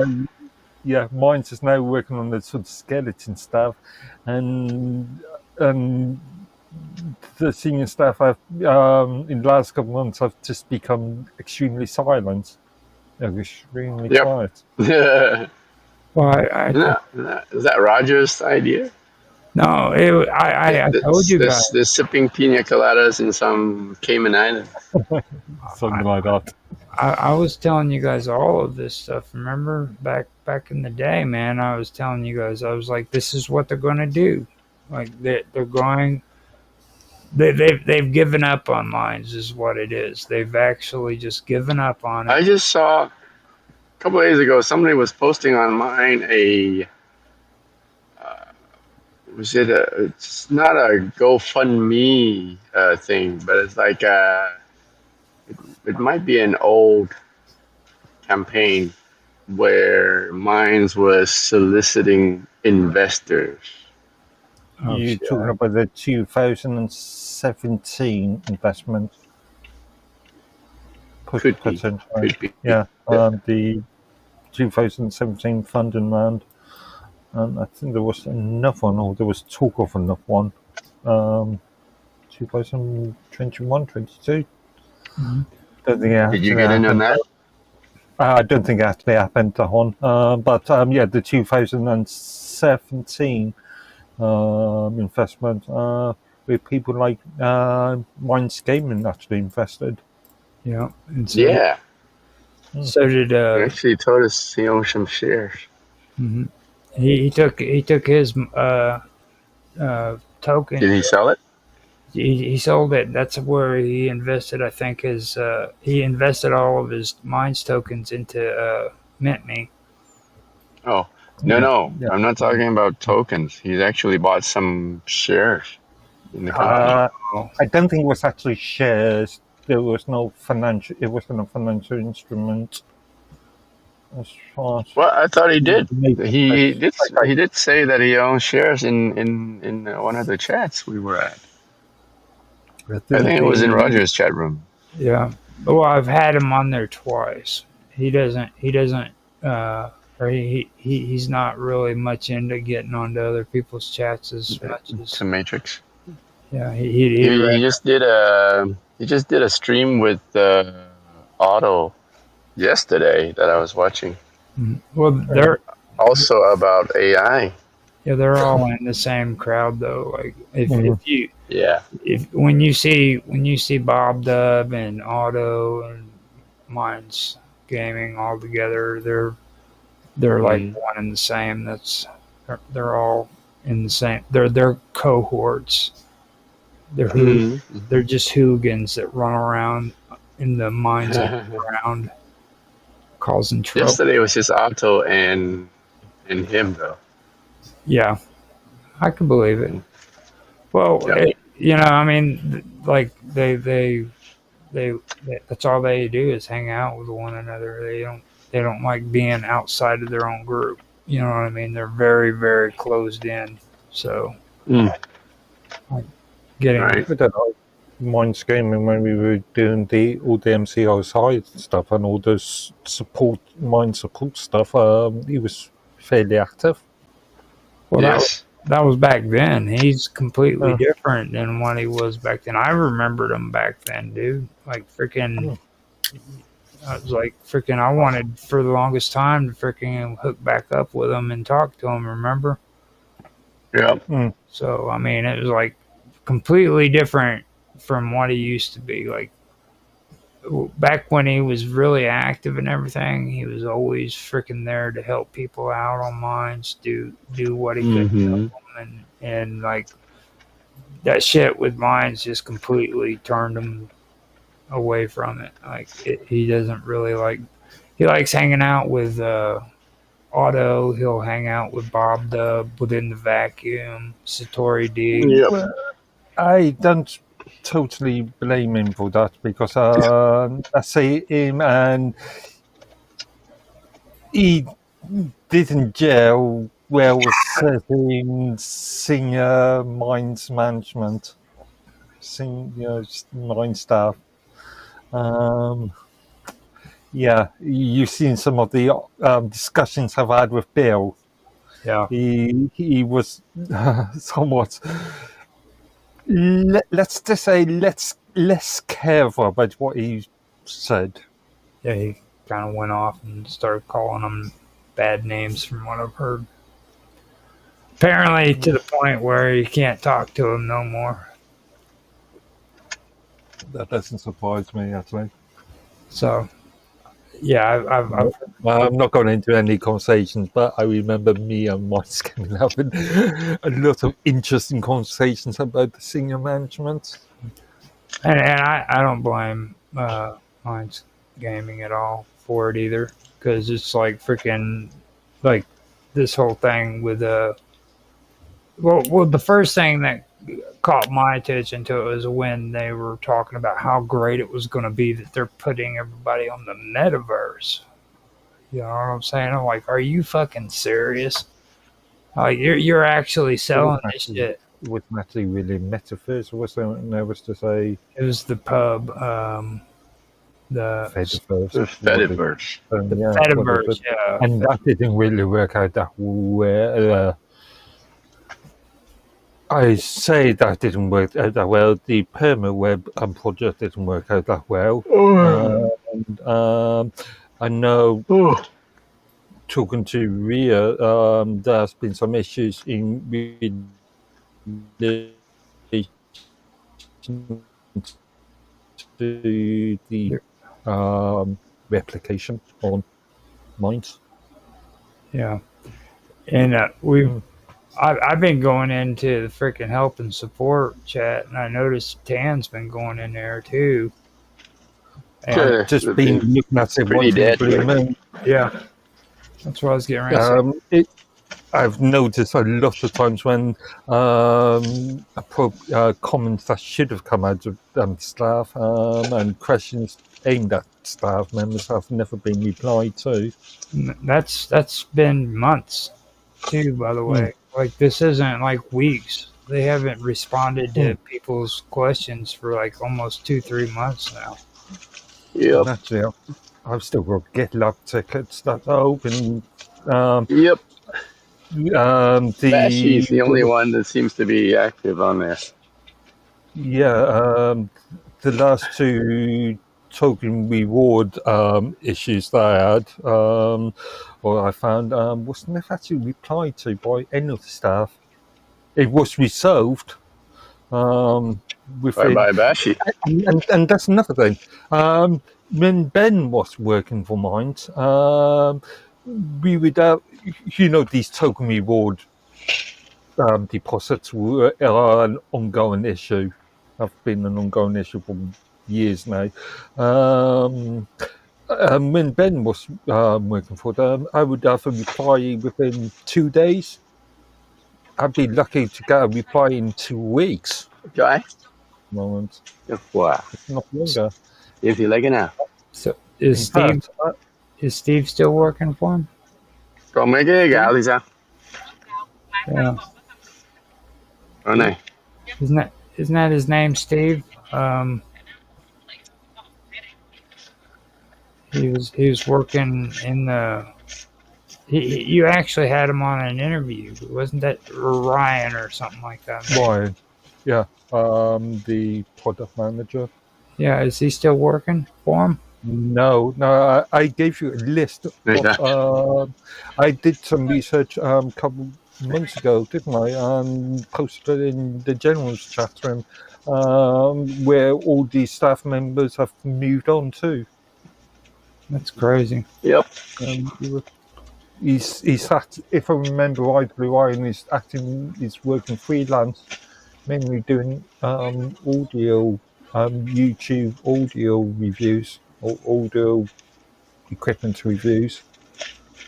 Okay, that's kind of cool, actually, because need to hook up with. But you found Ryan somewhere else, Mark? Yeah. Yeah, he's always YouTube? been doing sort of audio equipment reviews, so reviews of headphones and reviews of Where? On YouTube? audio equipment on YouTube. Yeah, and I think he's ramped that up more now. Freaking loser. When was his last post? Freaking I loser. don't know. I've not heard from him in. You know. Okay. I thought you said that he was still No, active I'm not after. a member of these. It's just videos that I've come across in the past. fucking loser, dude. Like he gave up his work and decided he's gonna be a freaking a beathead, dude, running around. Hey, if that's making good money for him on YouTube, why not? Yeah, why not? Like the Mr. Beast, the future Pathetic. Mr. Beast. Here's a good example of a post that has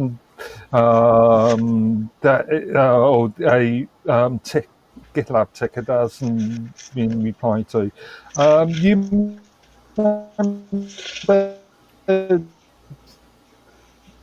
about 2-3 we had several groups just disappear, including the MCLSI group, photography and art, and a few other groups have just sort of disappeared out of thin air.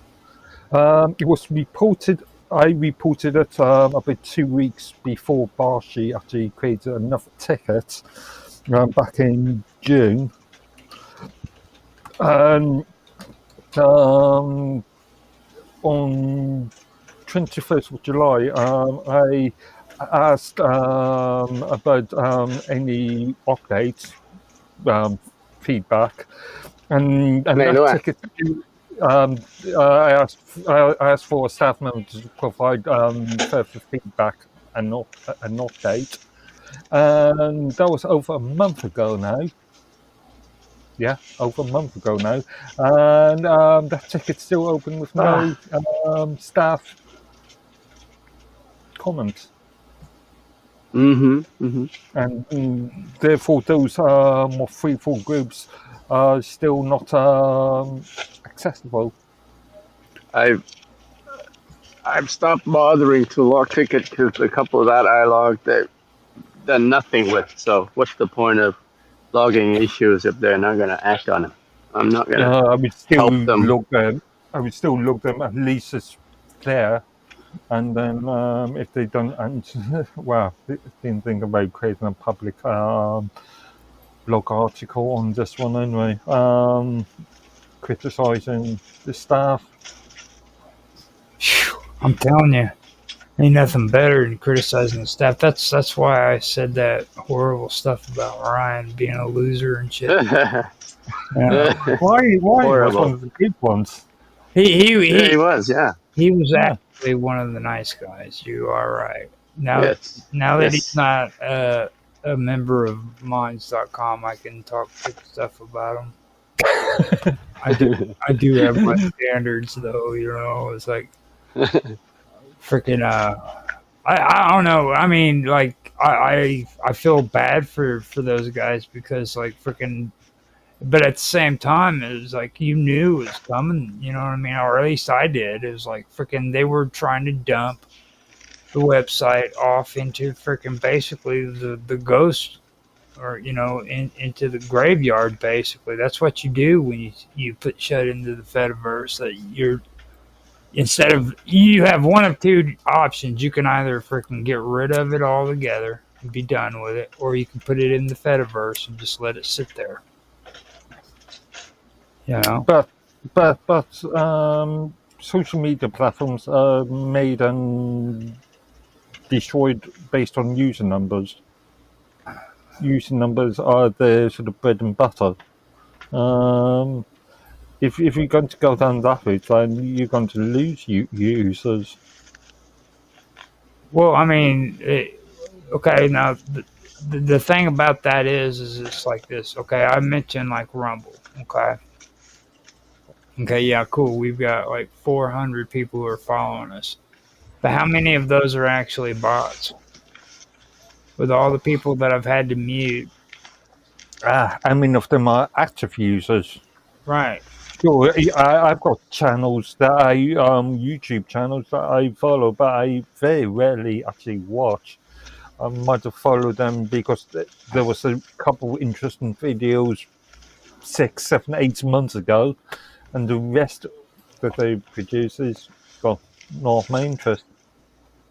Well, it's just like on Twitch right there. You see that message that we got on there from Twitch? It says from Teresa Smith. It says, "How are you doing?" And I said, "I'm fine. How are you?"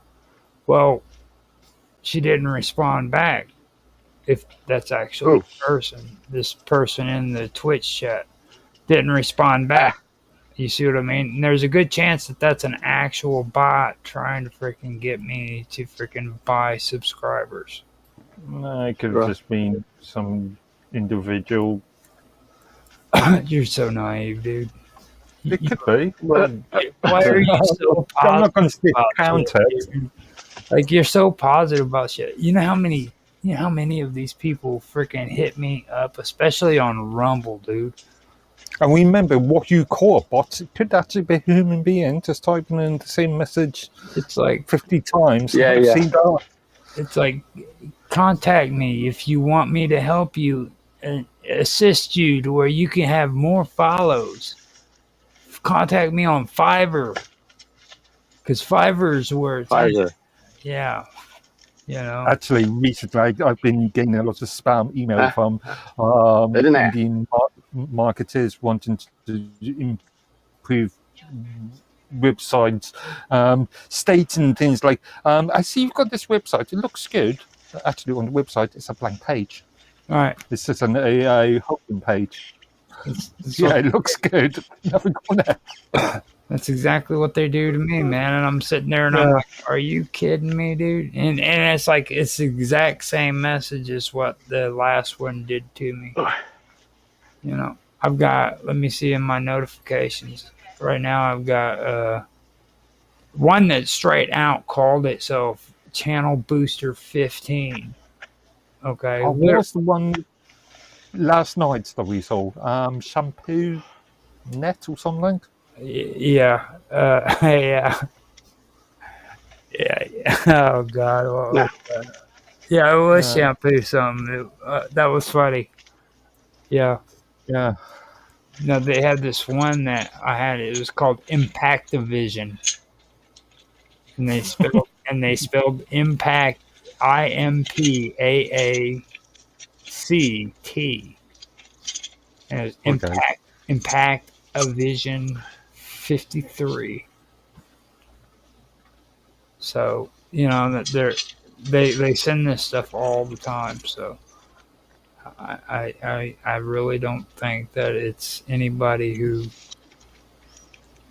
Oh, what was the one that saw on mine earlier?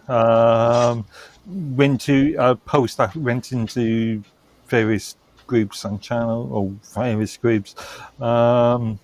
Employment for UPS.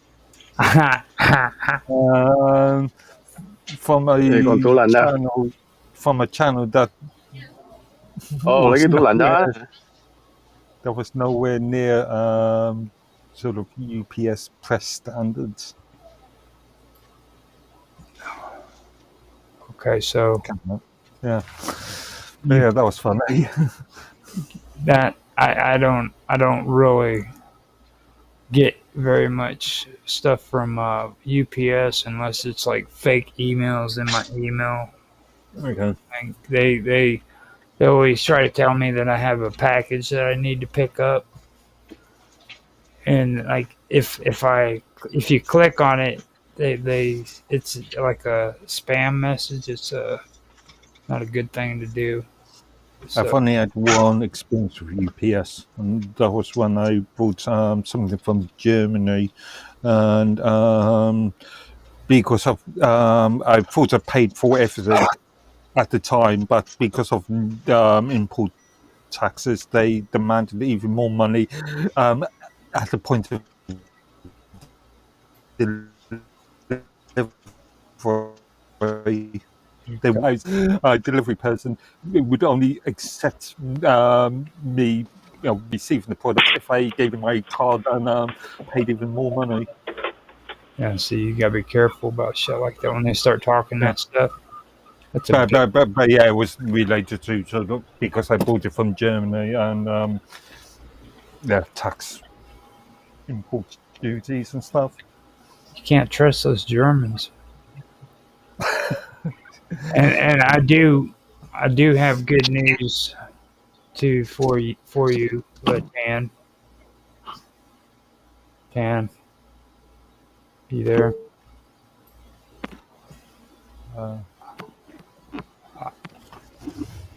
I've got really good news for you if you're still on here. I he's trying to talk. I can see Yeah, funny, it's sort of. I can see funny green stuff around his picture there. Well, I'll go ahead and tell you. After last night's show, me and Mark were talking, and we were talking about history, the history of Europe.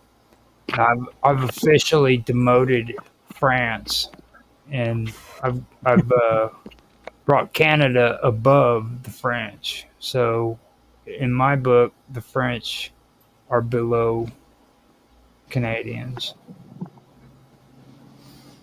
In what respect? Like they have more dignity and respect than what France does.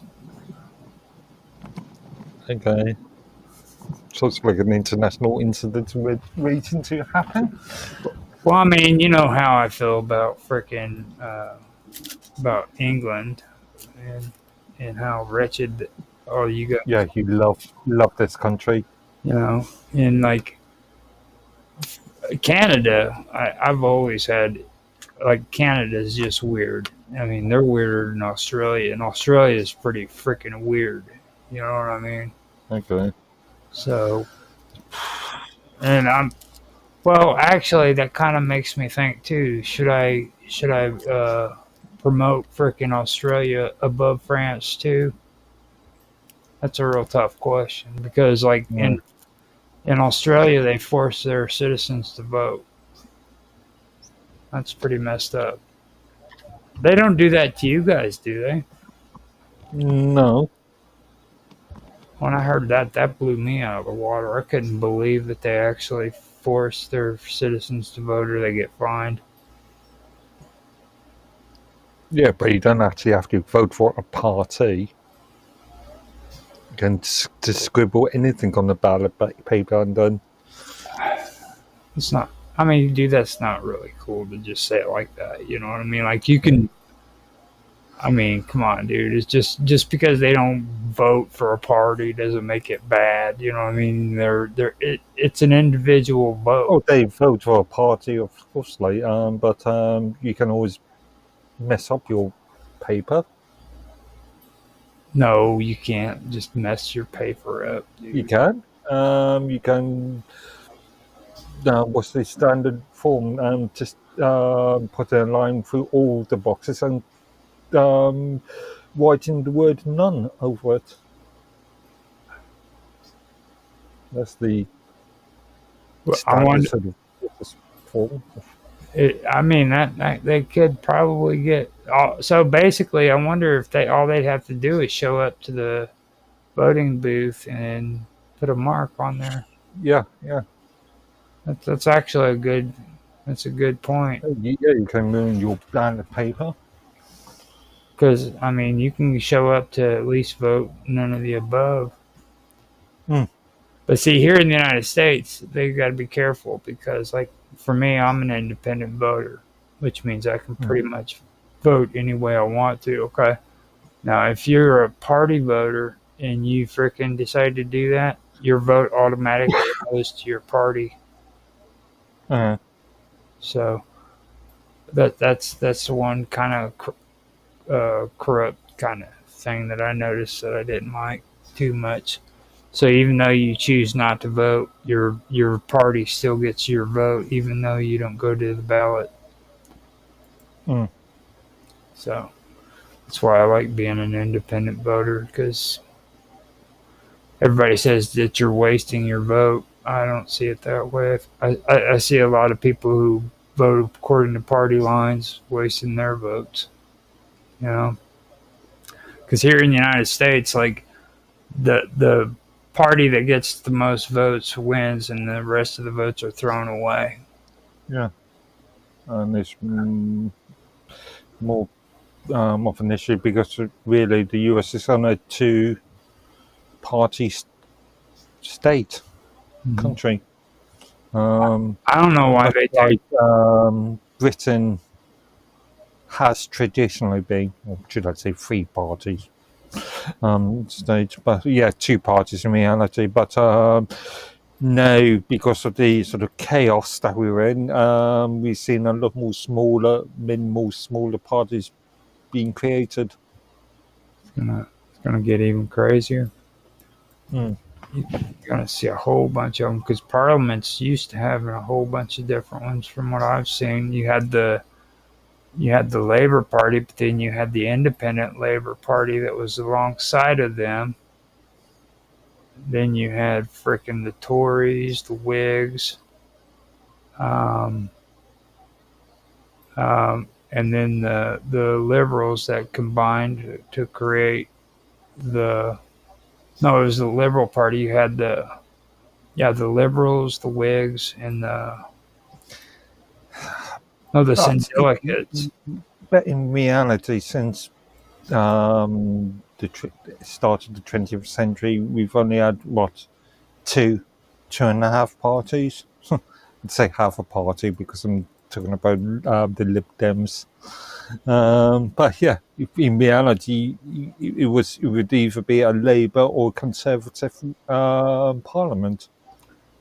I've been kind of checking that out too. It is kind of like that, but one thing you keep underestimating too is you have smaller parties that support the bigger parties, and they kind of like sit off to the sides, and like if they freaking don't go according to party lines, then it can affect the bigger party. You know what I mean? So like you had the Independent Labor Party who supported the Labor Party, but when they went against them, freaking that affected the actual Labor Party. So you're talking about the SDP, aren't you? You're talking about the these Social Democratic Party. these were the ones. These were the ones that came out of the SDP. It was afterwards. But yeah, they're the basic people, but they changed their names to the Independent Labor Party, and I believe eventually they all kind of went into the Labor Party, but that was it. And I'm surprised you guys freaking actually lost your Liberal Party. That was weird. The Liberal Democrats still there, but they've always been the sort of third party, the party with the useless party. Well, I mean, we don't use the word liberal and Democrat in the same words. You know, Mind you, granted, the Lib Dems joined the Conservative Party during the coalition of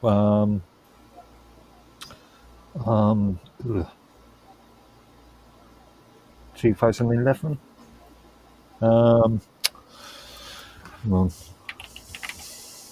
Now, Dan said he has mic issues, so he had to back out.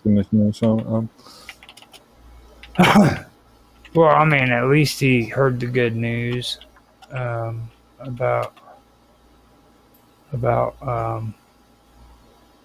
all those cool, about me actually, like bringing up Canada's stature to where it's more prestigious. And I still personally think that frickin' people from the Yukon are coming down and eating people in Saskatchewan. Okay. I really, because all those forest fires and everything are being done on purpose. Whatever's in those woods, they do not want it there. You know what I mean? Are you sure it's just not a lot of this is just not natural fires? Then they're stupid. So either I have to call Canadians stupid or I have to call them freaking cannibals. It's one or the other. It's your choice. You tell me, what should I do? Cannibals or just stupid? I doubt if there's very much cannibalism in Canada. Have you heard the history?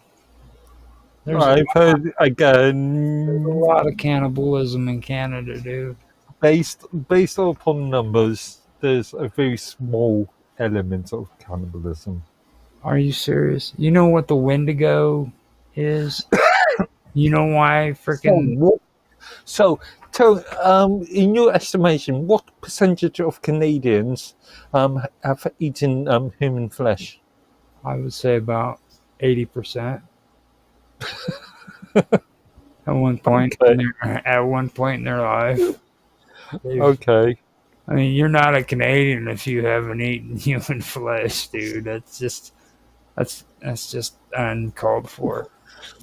You know. I'm not sure if that's accurate. Well, I mean, it's yeah. I mean, shit, dude. And you know they can forgive Tan because he's technically a Vietnamese Canadian, so they can overlook that. But like, you know, freaking, Okay. you just can't let that stuff slide too much. You know, you gotta have standards when you live in Canada. Next time you meet next time you actually meet a Canadian in real life, ask him. Well, I mean, I don't want to do that because if I did that, then I might get punched in the face. I'm getting too old to take punches to the face. That was the reason. That was the reason why freaking Fair enough. That was the reason why I got nervous with Sonia. She kept threatening to punch me in the face when she got drunk, and I was like, "Shit, come on, girl." I finally told her the last time we talked. I was like, "Dude, that's not attractive at all. You can't be getting drunk and telling dudes you're gonna punch them in the face and shit." You know what I mean? I don't know. For some looks, that might be fairly attractive. For some people, that might be an attractive thing. Well, it was like I said, was it Wednesday to Nancy? I was like, there's just certain rules, and one of them is not the money maker. You know, you can't be punching freaking people in the money maker, and that's a no spot. So they didn't quite understand that whole concept, but it's like you can kick me in the nuts, okay? Just don't freaking punch me in the face. Okay. Well, don't kick me in the nuts either. I don't want any of that. You know what I mean? It's like I don't know what I was saying when I said that. That's just a no. But yeah, what was it? Since we were talking about that, did you see that one that Robot came out with about Roanoke colony mystery? He said that scientists finally solved the Roanoke colony mystery. You ever heard of the Roanoke? Nope, and I can't remember reading that. Yeah, he When posted. you ever through about judging He went on like this crazy freaking tangent. And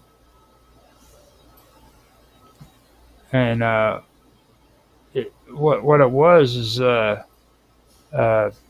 YouTube videos that he had posted where they said that the Roanoke colony mysteries was finally solved. It was a 400-year-old mystery that happened.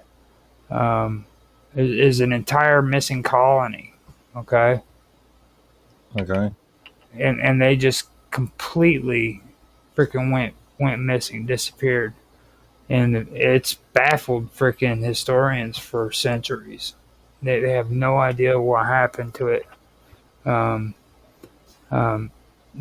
basically, what they were settlers from England, and they came to the American soil, and they just ended up disappearing.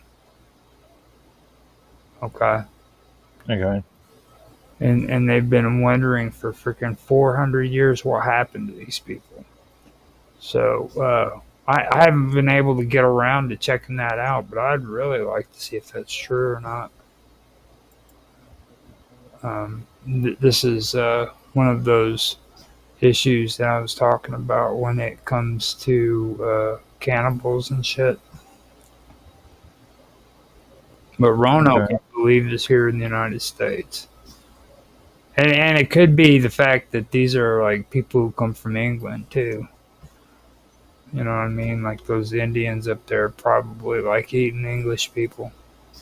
And I've heard they've done it actually to Vikings too. Okay.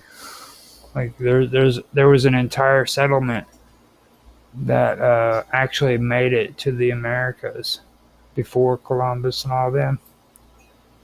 And they had a freaking camp set up and everything, and they just vanished.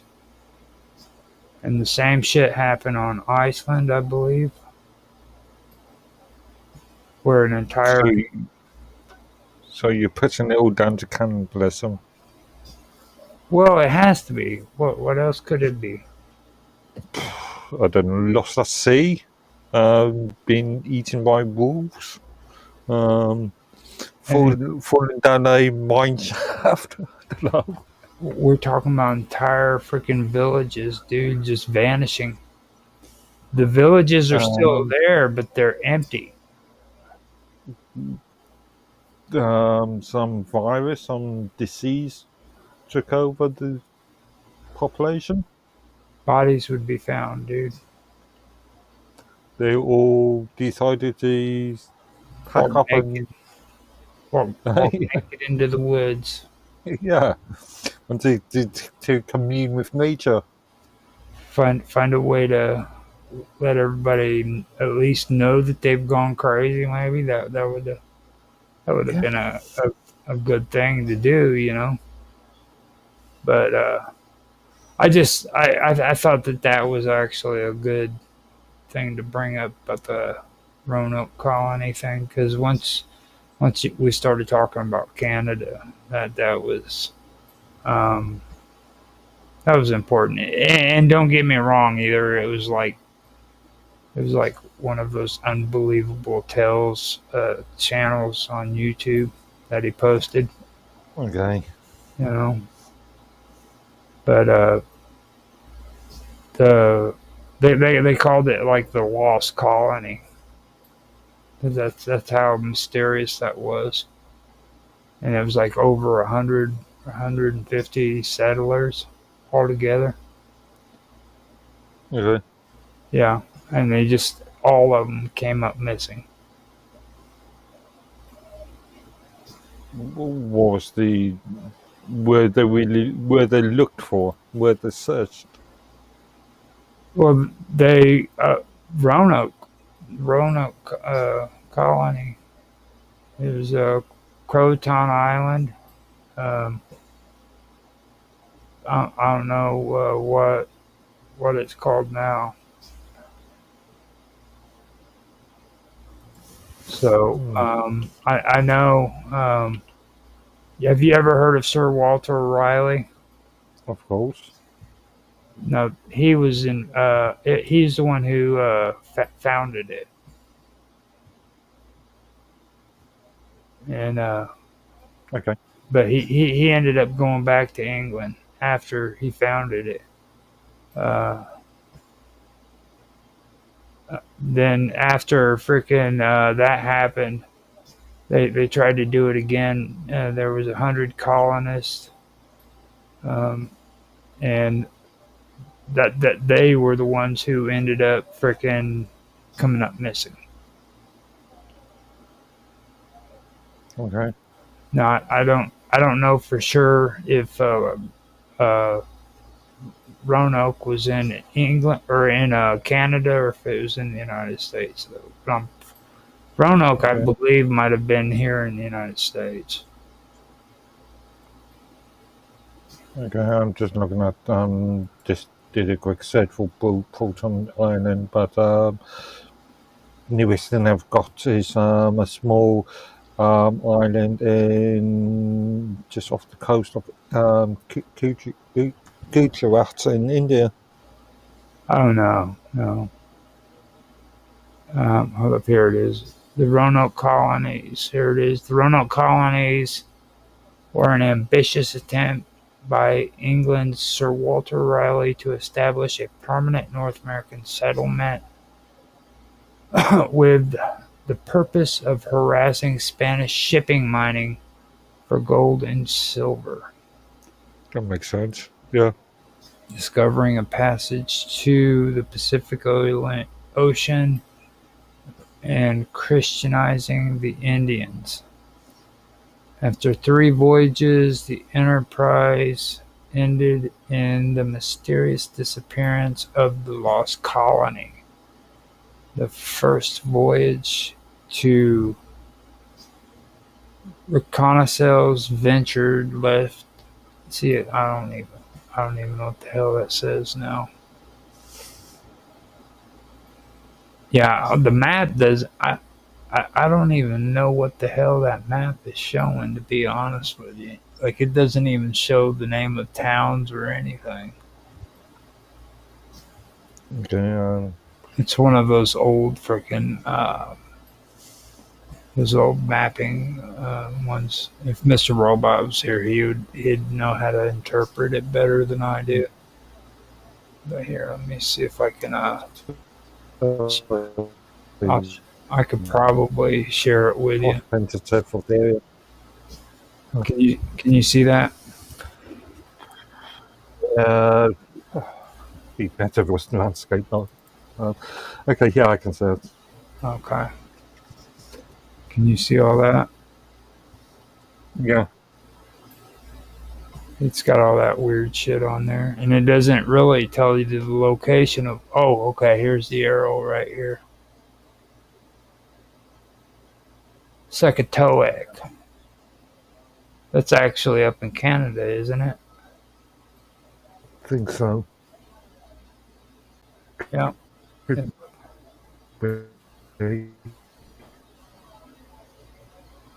have Seka. Yeah. Paquipi. Oh, wow. This is straight up freaking. Yeah. This is straight up Canadian crap, dude. Like, when you hear names like that, that's a definite giveaway.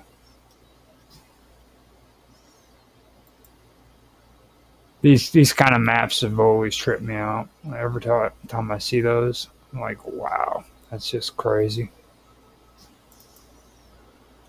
I still couldn't find the location. It didn't say specifically where it was in that whole area. So, is the trustees of the British Museum, where they came from, that one.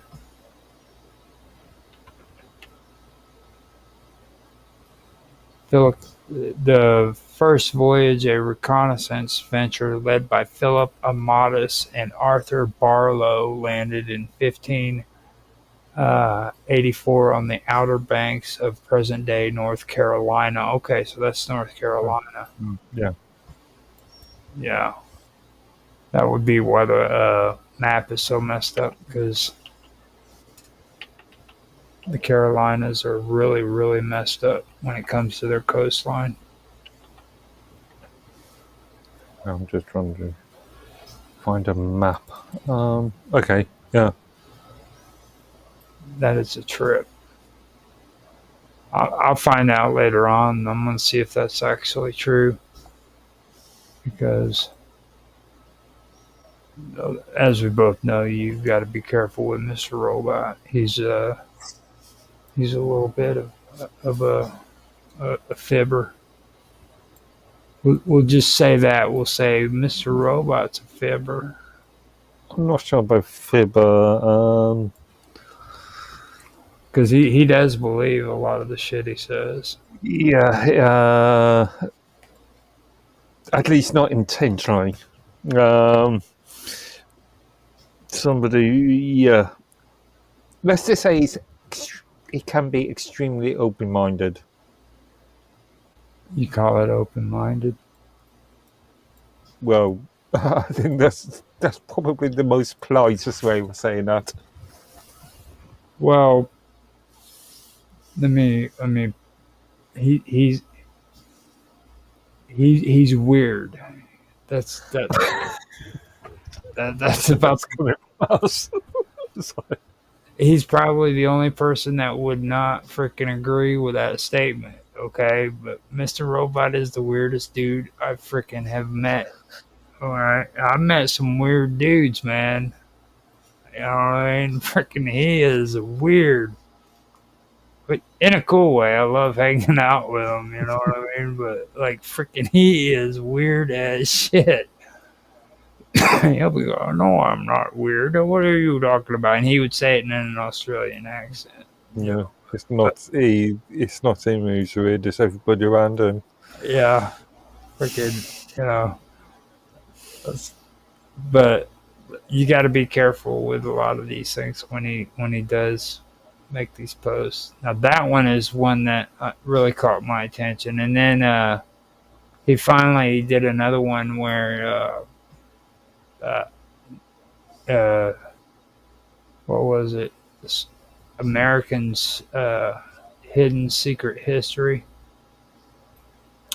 So I went and I checked this one out, and lo and behold, it's another freaking video. You know what I mean? So he's running around like picking up all these videos rather than like actually like going and talking about stuff. He's just wanting to get real quick videos of stuff. This one was from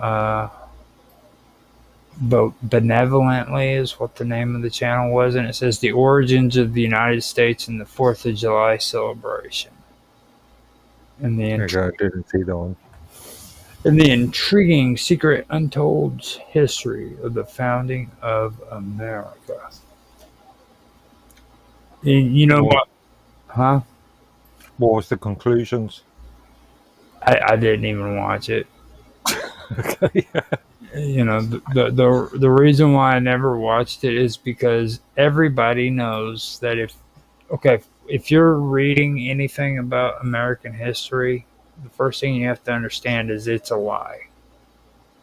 There's no truth to American history whatsoever. It's the first fact. Are you sure? Yes, I'm very sure. If you're reading reading an American history book and it's telling you something, it is lying to you. So 1776 never happened.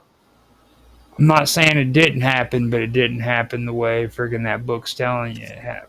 Oh. Okay. That's kind of like with everything here in the United States. Like they'll give you some of the facts, but they'll alter it. You know what I mean? Like this isn't how it really happened. This is how it happened, kind of shit. You know, it's kind of like that whole George Washington and the cherry tree thing. You know what I mean? They've tried to glorify the United States to the point where freaking people believe the bullshit. And if you go back and you look at the actual documentation, you'll find out that's not how it worked. You know, it's really crazy. Of course, if you go down the the U.S. States education sort of route, history didn't exist before 1776. Nothing happened before 1776. Well, you do realize like the colonies lasted longer than what we've actually been a country, right? Yeah, of course. You know, I mean, it's like freaking the United States is a blink of an eye when it comes to freaking the whole history of this area.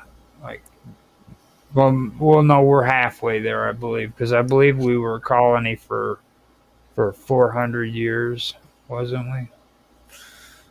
Depends on that argument. Depends on which you're talking about. Viking inclusion. We're talking about what, 12th century, late Viking era. Well, 11th century. when England started sending everybody over to Okay. Rock and So all that good stuff. Like from that point, it was what, about 300-400 years. I don't know. The US per se. Oh, what is now the Americas? Caribbean more like. Actually, if you go that route, 13 colonies. It'd been the Yeah. East Coast. So yeah, we this right here where I'm at would have been French territory, Mm.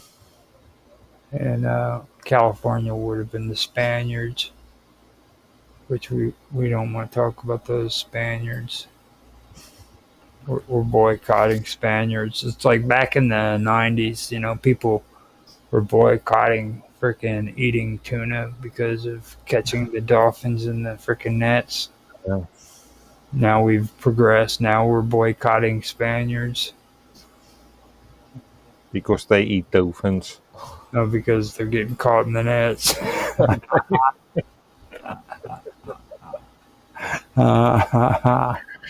Yeah. And they're getting caught in the nets.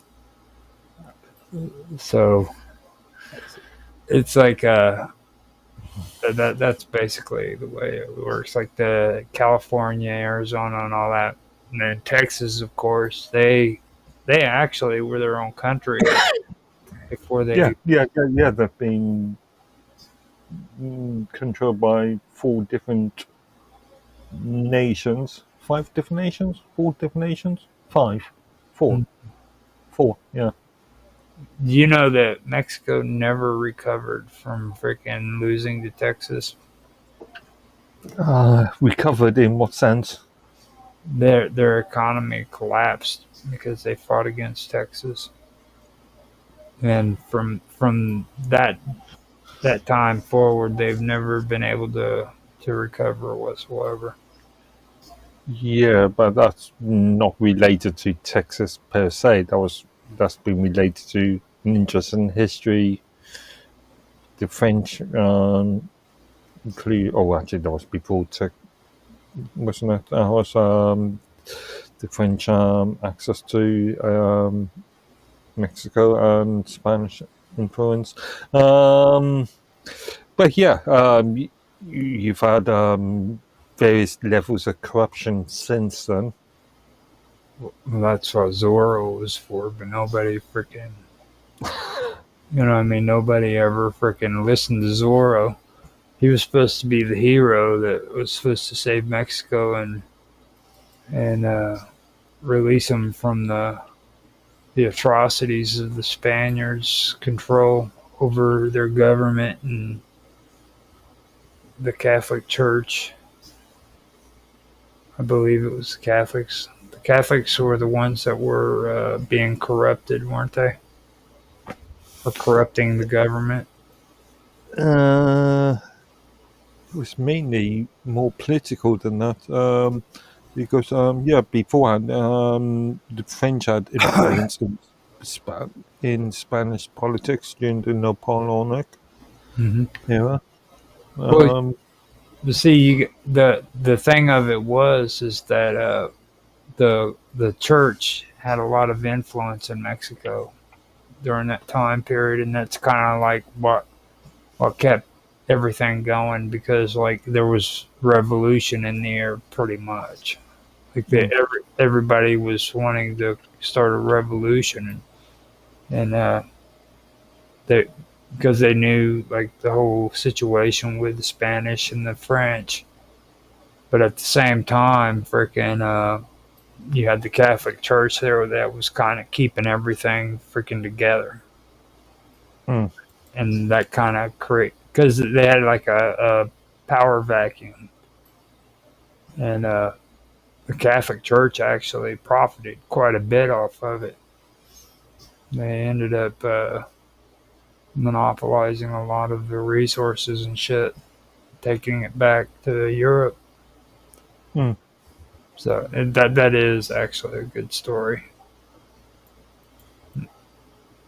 I got caught up in that because what really interested me about Mexico is after the Civil War, a lot of the Confederates decided they were going to go down to Mexico and create their own freaking government, their own freaking country. Bet you didn't know that, did you? I know there was action just after the Civil War to make certain parts of the southern US its own country. Yeah. That never really, that didn't work out at all. It was called the Civil War. Yeah, I mean, no, post-Civil War, where you had a lot of renegade or ex-Union soldiers just acting as renegades. Yeah. Well, a lot of the Confederates, after the war was lost, they decided they were going to create their own militia and march down into Mexico, and they were just going to set up camp down there, and that didn't work out very well either. But that's what got me interested in that whole thing, is what I was getting ready to say. That and Jesse James. Like, a lot of people don't understand the whole history behind Jesse James and his whole dealings with the Confederacy too. Like when he ended up, because he was actually a part of Missouri's freaking Confederate Army, and they were so much of renegades that the Confederacy didn't even claim them. You know what I mean? So when Jesse James actually when the war was over, Jesse James was still considered a freaking criminal because of the stuff that he committed during the war and afterwards. Okay. So that was actually a pretty interesting story. That's kind of how I got all interested in that whole line of history. But I try to stay away from a lot of this modern history. I'm not really cool with it. I don't like it. I want to go back to the ancient days, back when they freaking would skin people alive and put their skin up on the freaking walls of Nineveh to show people that this was the enemy and this is what we do to the enemy. Stick people's heads on spikes. Right. The good old days. Yeah. Babylon. But like, what people don't tell you about Babylon is like the coolest freaking shit. Okay, like with Babylon, what they would do is they would take the ruler of a city that they just conquered, and they would put a freaking chain around their neck and chain them to the freaking gates of Babylon, so that when people came in and out, this guy who was like the most powerfulest of this city would be standing there at the freaking gate as a prisoner, like a trophy. You know what I mean? Could you imagine that, dude? Being able to rule an entire city, and all of a sudden you're just freaking chained and put at the freaking gates of your enemy's city so that everybody can just go by and see you.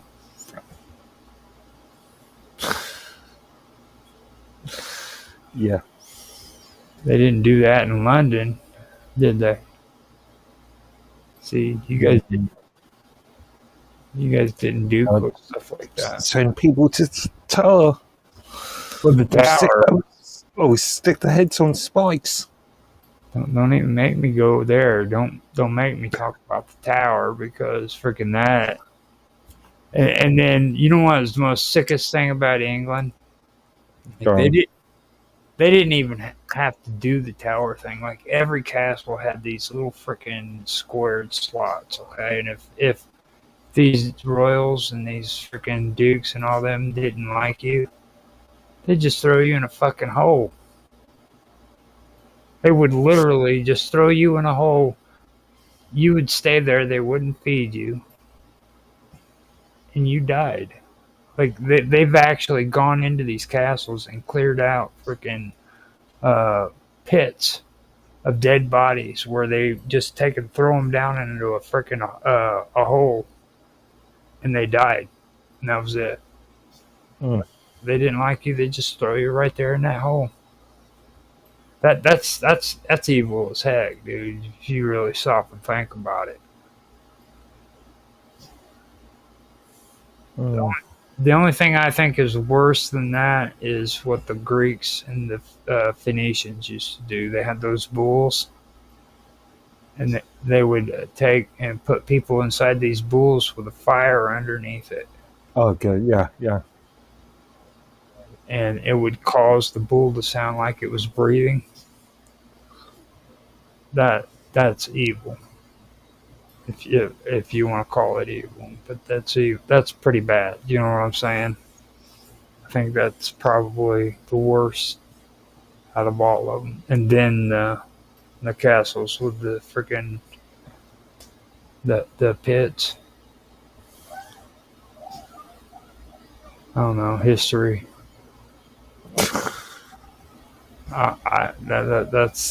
That's the interesting stuff. Yeah. It's amazing. If people only understood that they don't need to watch TV, they could actually pick up a book and hear about this stuff and history books and stuff. You know, Mm. it's pretty interesting. That's straight sci-fi shit right there. At least I think it is. You know, Not or sure not. about science fiction. Not sci-fi. Obviously not fiction. Yeah. Yeah, not science fact. I wouldn't call it sci-fi either, because like I would call it more like well, just freaking ancient history. Mm. You know,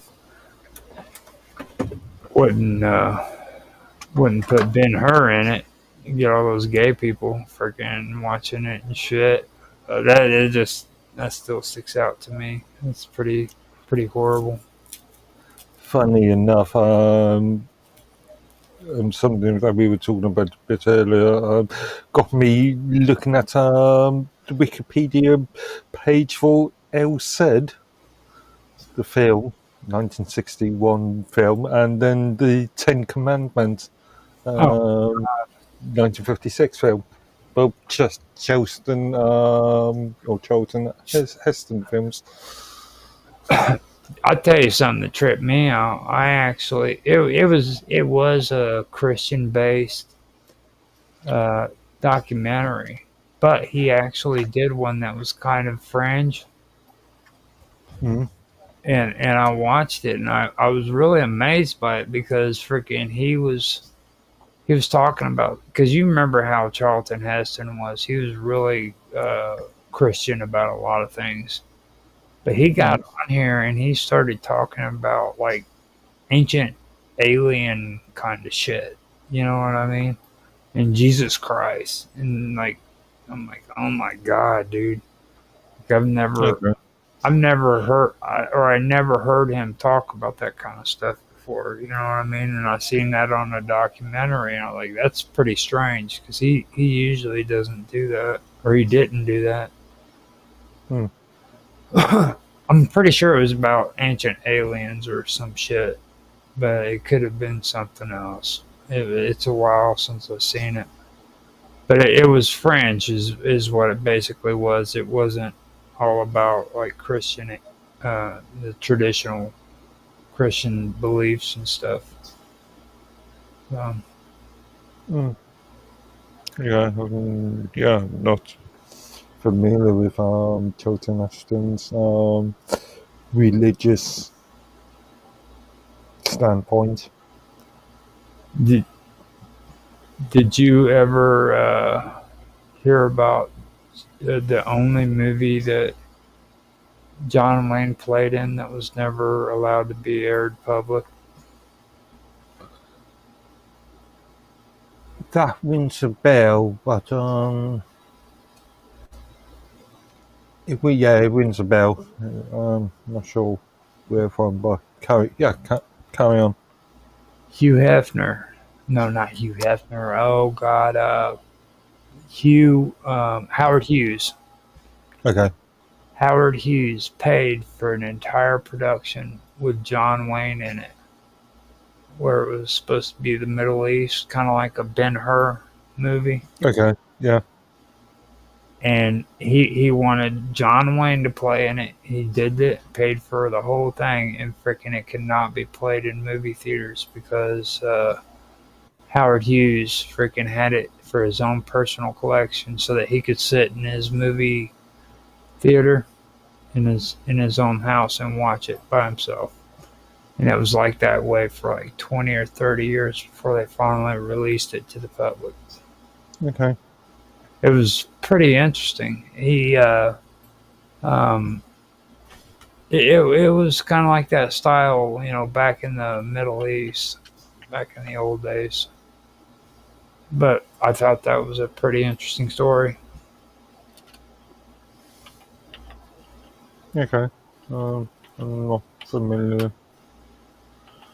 I'd have to do some research on the one. I can find out real quick. Are we talking about The Conqueror? 1956 film directed by Dick Powell. It could be The Conqueror. Conqueror. Let me see here. Yep, that's it. Okay. That is it. He acts that movie right there was the one movie that freaking was never aired during that time period. It was after Howard Hughes had died.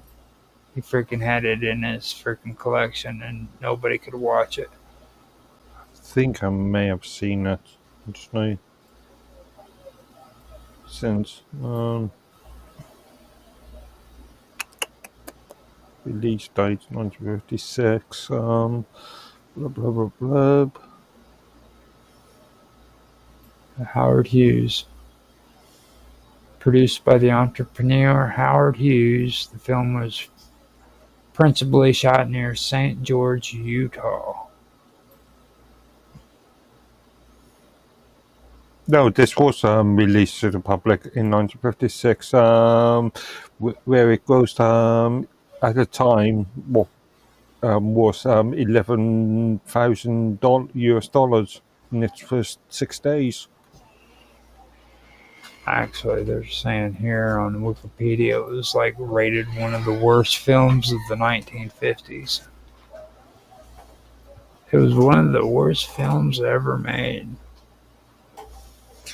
Remember that John Wayne also acted as a Mongolian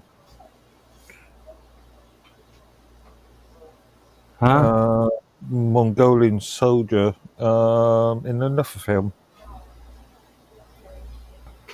I can't remember which film it was. Who, John Wayne? Yeah.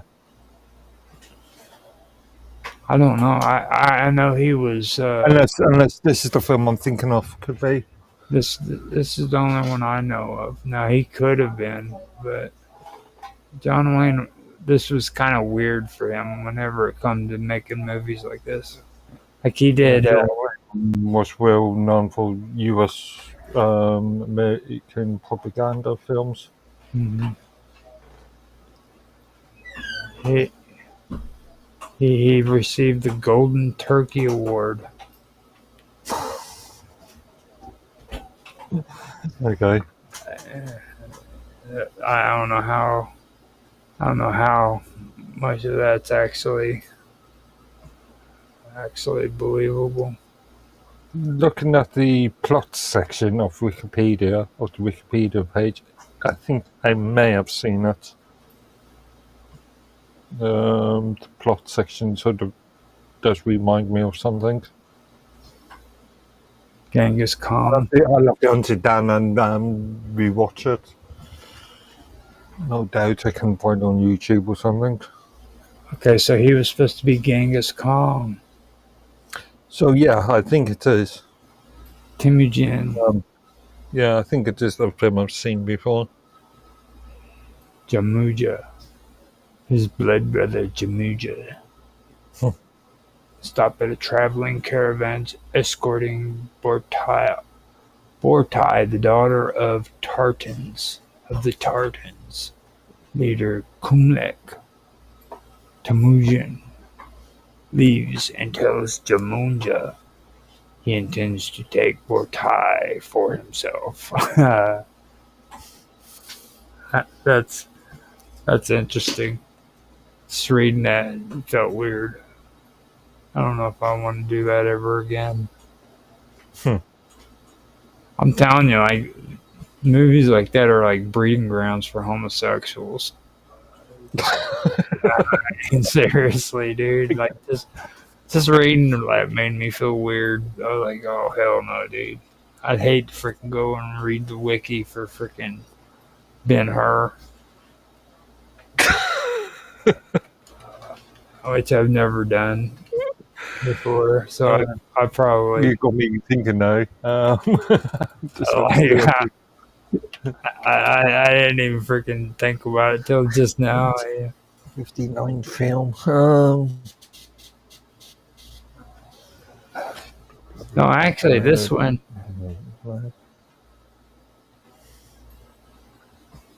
We've got to commend Wikipedia on the write-ups on some of these films.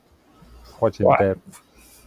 I'm wondering if it's all generated too, though, because like YouTube, for a while I've thought that they like actually put like the bands actually put their music on it.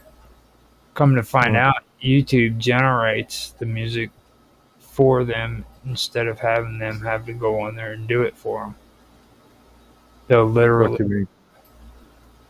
they'll generate the actual song onto YouTube.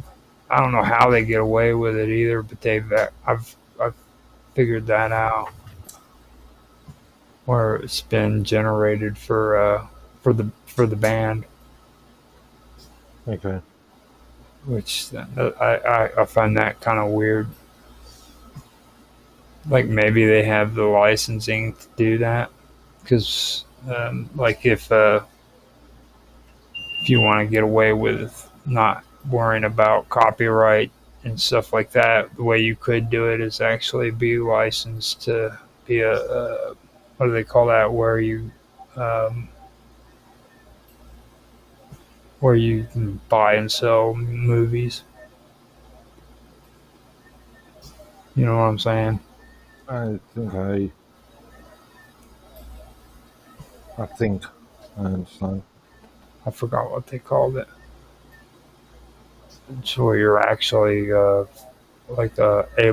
you're legally able to freaking broadcast a movie, no matter what it is, because you've paid for the permit to do it.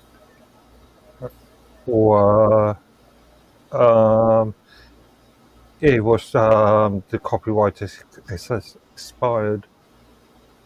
No, I mean like there's retailers basically. Okay. You know what I mean? Like if like TV stations, if they have rights to do the actual put the shows onto their freaking channel. Much like our previous conversation about programs that were paid by the BBC and in effect the BBC license holders and taxpayers being broadcast later on, being sold off to companies like Netflix and Amazon. Yeah. I think they did that to Thames too, didn't they? Over there in England, they sold them off to freaking different companies, I believe. They've done that for a lot of things. A lot of your quiz shows, game shows came out of that sort of agreement. Things like The Price is Right, as an example. Don't get me started on Three's Company, dude. Okay. The Office being the better example of comedy that was sold, or comedy series that was sold from, I think, the BBC to Well, what some was that? American studio. What was that English show that me and you talked about? That I mean, this would be a perfect example. It was the one where they worked in the freaking.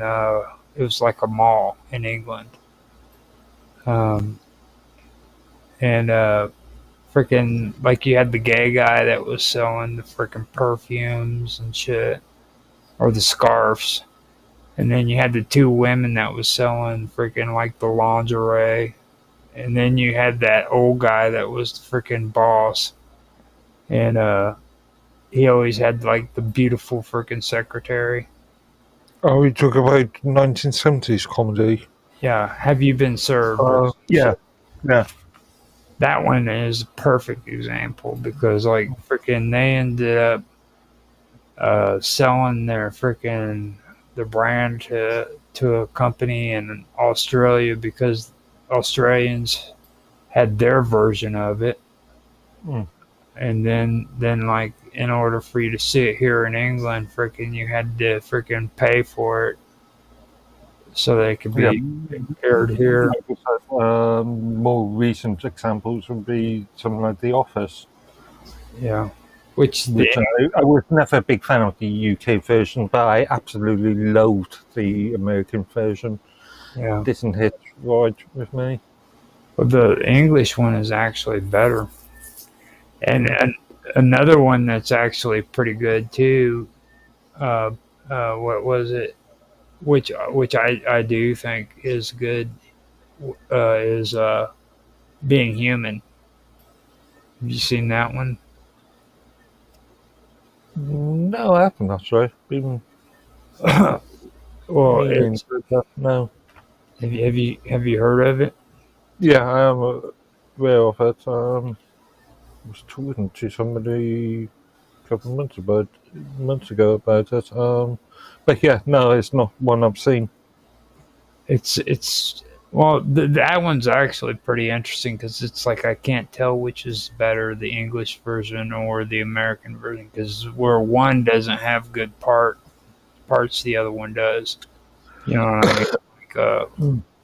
like the girl, she's supposed to be a ghost. And in the English version, people can see her, Mm. but in the American version, she's invisible for the longest time, and then finally, towards the end of the series, you could see her. You know what I mean? So it's kind of interesting how that one plays out. Like I can't tell which one's the better, but I like mean, I'm just thinking of a failure. Another English British comedy that I wasn't a big fan of was the IT Crowd. It oh was shipped out to the US, and there was a pilot episode made, and that was it. There wasn't very much interest in the pilot episode, and it was shelved. I loved IT, dude. I did. Okay. I love the Wasn't a big English. fan of that. I I love the English version. Uh, I think you're just resentful though. You kind of hit you uh, in the legs is what I did. That's because that's like hitting close to home for you, dude. Granted, I've been in a lot of those dark, dingy sort of offices in the basement, Yeah, answering support calls. I can understand why you don't like it, but that is a freaking great freaking show, dude. Like those guys are freaking the shit. Okay, especially that tall, skinny black guy. Like he's just freaking off the chain, dude. Hmm. But I don't think there's too many comedians that could freaking match him whatsoever. To be honest, he is hilarious. I think he's still doing stand up now. He Last probably time I checked, I think just before the pandemic, and he was doing stand up then. like he's something else. I mean I do have to freaking give him kudos. I love that show. To be honest with you, And I don't understand how it didn't work out here in the United States because like The Office sucked, just cut and dry. And for that show not to make it here, but The Office made it. The US office became sort of popular. Yeah. Yeah, it came really Yeah. because Um, that's where they originally, or that's where they got the idea of doing shows like freaking what was it, Parks and Recreation. not familiar.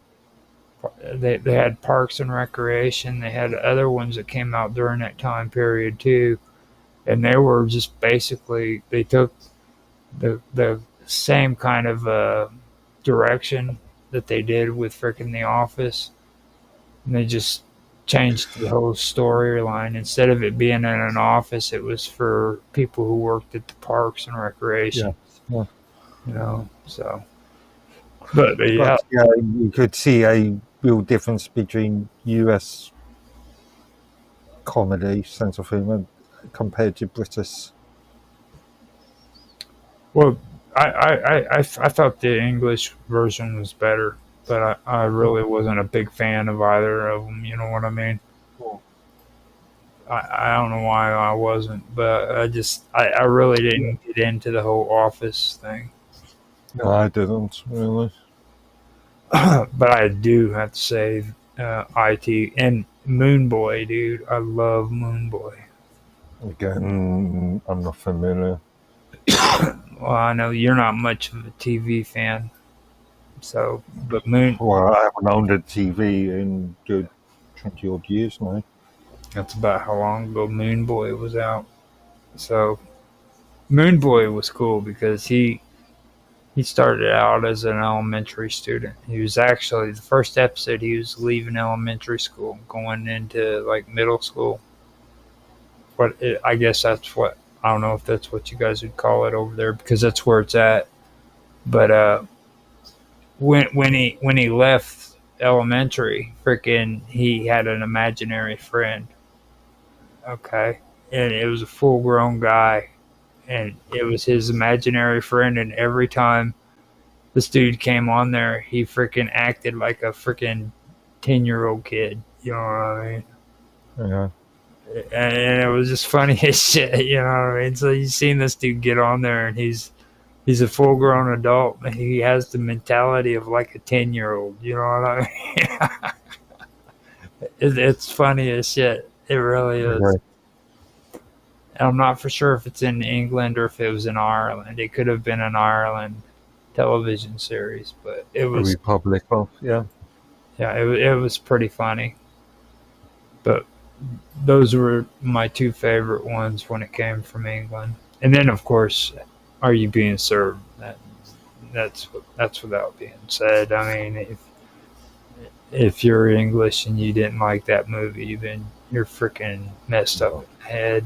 Or that TV show. Yeah. That show that was awesome. And Benny Hill, of course. Can't forget. I was more of a fan of Hello Hello. LOLO. Yeah. Which was all about a comedy based on the French resistance during occupied World War II. Now, have you ever watched a movie called The Handyman? It was a series. What era? What? It was like in the 1970s. Potentially, possibly. Now, there was a guy that did kind of like kind of like a Benny Hill kind of TV. Well, not really a TV format, but it was kind of like a Benny Hill format. Okay. And he was basically a handyman. He would always go around freaking doing handyman work and shit. And he got. What was the actor? Oh God, I forgot his name. Rings a He bell. he was actually the guy who wrote the stories, I believe. So I was just wondering if you ever. If it's who I think it is, it was a really sort of popular TV comedian in the 70s. Well, Yeah, in Britain anyway, yeah. he actually did this really controversial one back then about Cinderella, Okay.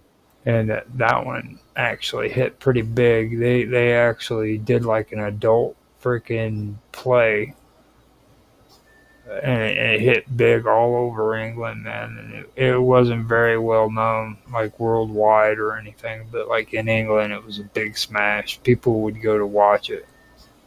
Uh,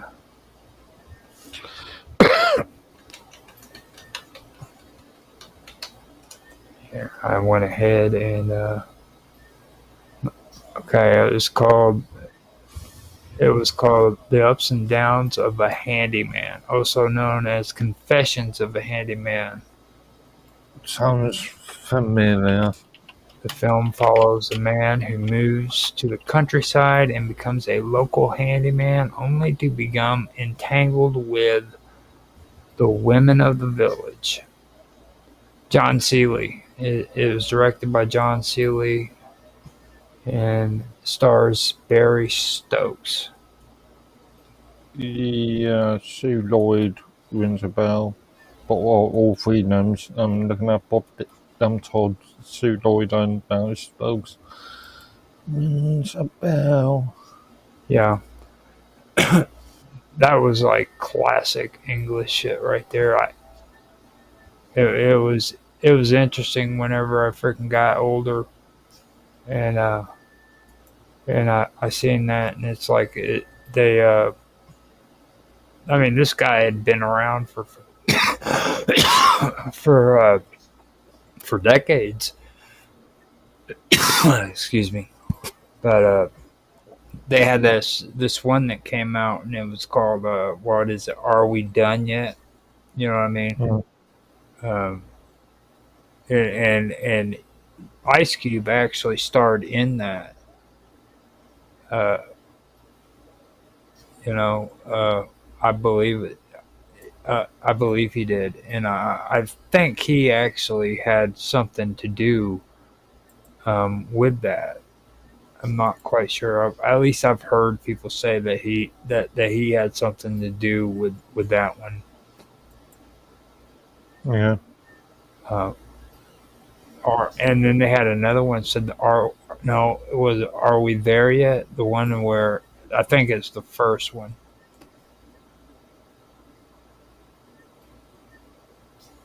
Mm. You know that one where he had to take and drive the kids for his girlfriend from one location to the other. If I seen it, would have been many years ago. I don't know. I don't know if it's true or not. So I probably shouldn't be bringing up conjecture. Don't want to get in no trouble. So You could well be correct there, but again, I can't really remember.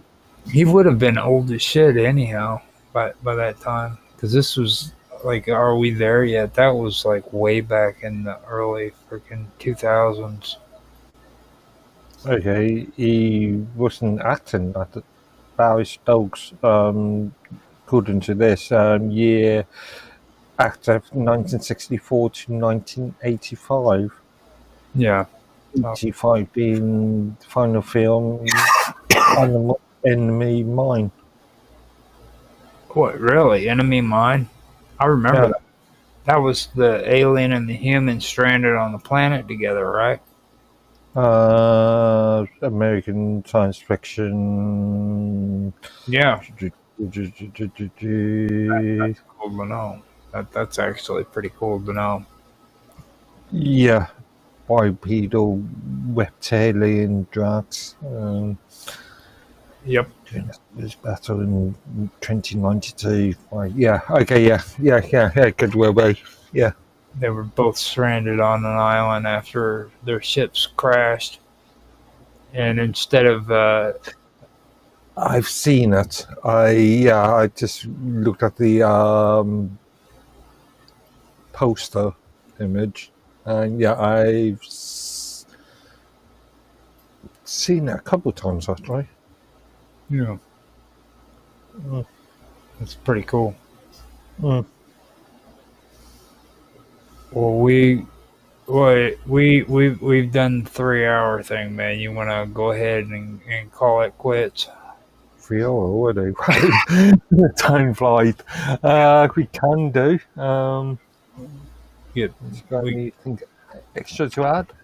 not. I mean, really, we haven't had to add anything, to be honest. We've just been sitting here hanging out, having a good conversation, you know. So it's like, I mean, if it well, you know, first before we leave, I'd like to let everybody know that this is going to be our last stream for Live with Roger Hanson until next year, if we want to do it, because this shit just gets annoying after a while. I mean, We love it. we don't know for sure if we want to do it the following year until the following year comes and everybody's like, hey man, we need to do this again. So Come January, February, you'll be jumping for a new series. well, I mean, that's kind of what I'm getting at, you know what I mean? It's like freaking you don't really know until you know. So but it will we will be coming back next year, definitely. It won't be this year. And we're still going to be doing on the ordinary streams, like we're still going to be doing Roger's real time talk show event, which is on the Praetorian for Rumble and on YouTube. If you guys want to check those out, we've got like 4 or 5 different new episodes there, and then I'm going to finish out the Wonderful World of Weirdness for the year. And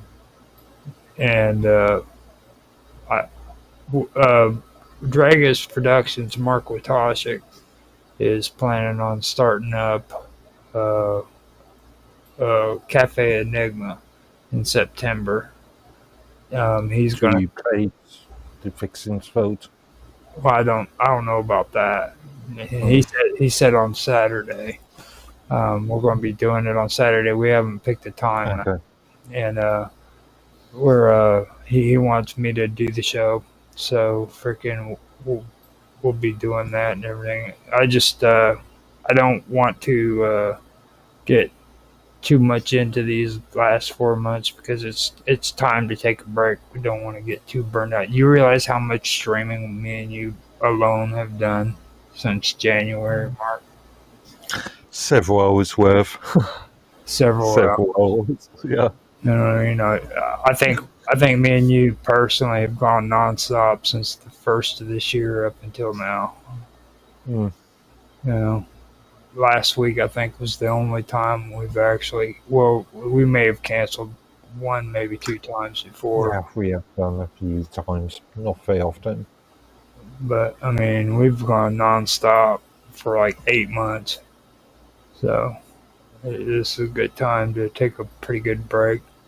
I'm still debating on if I want to live stream at least 1 stream on the Wonderful World of Weirdness, because Sonia keeps talking to me about her wanting to do a show, but then we never get into contact with one another either, you know. So that could be happening too. But other than that, I want to like have the regular streams where we talk about ordinary stuff. Be a break. Unless we come up with another subject in between now and then. Well, we can do interviews too. Yeah. Interviews are always open. If anybody wants an interview, freaking they want to do one, then we can do that too. I've always left that open. And then like Mm.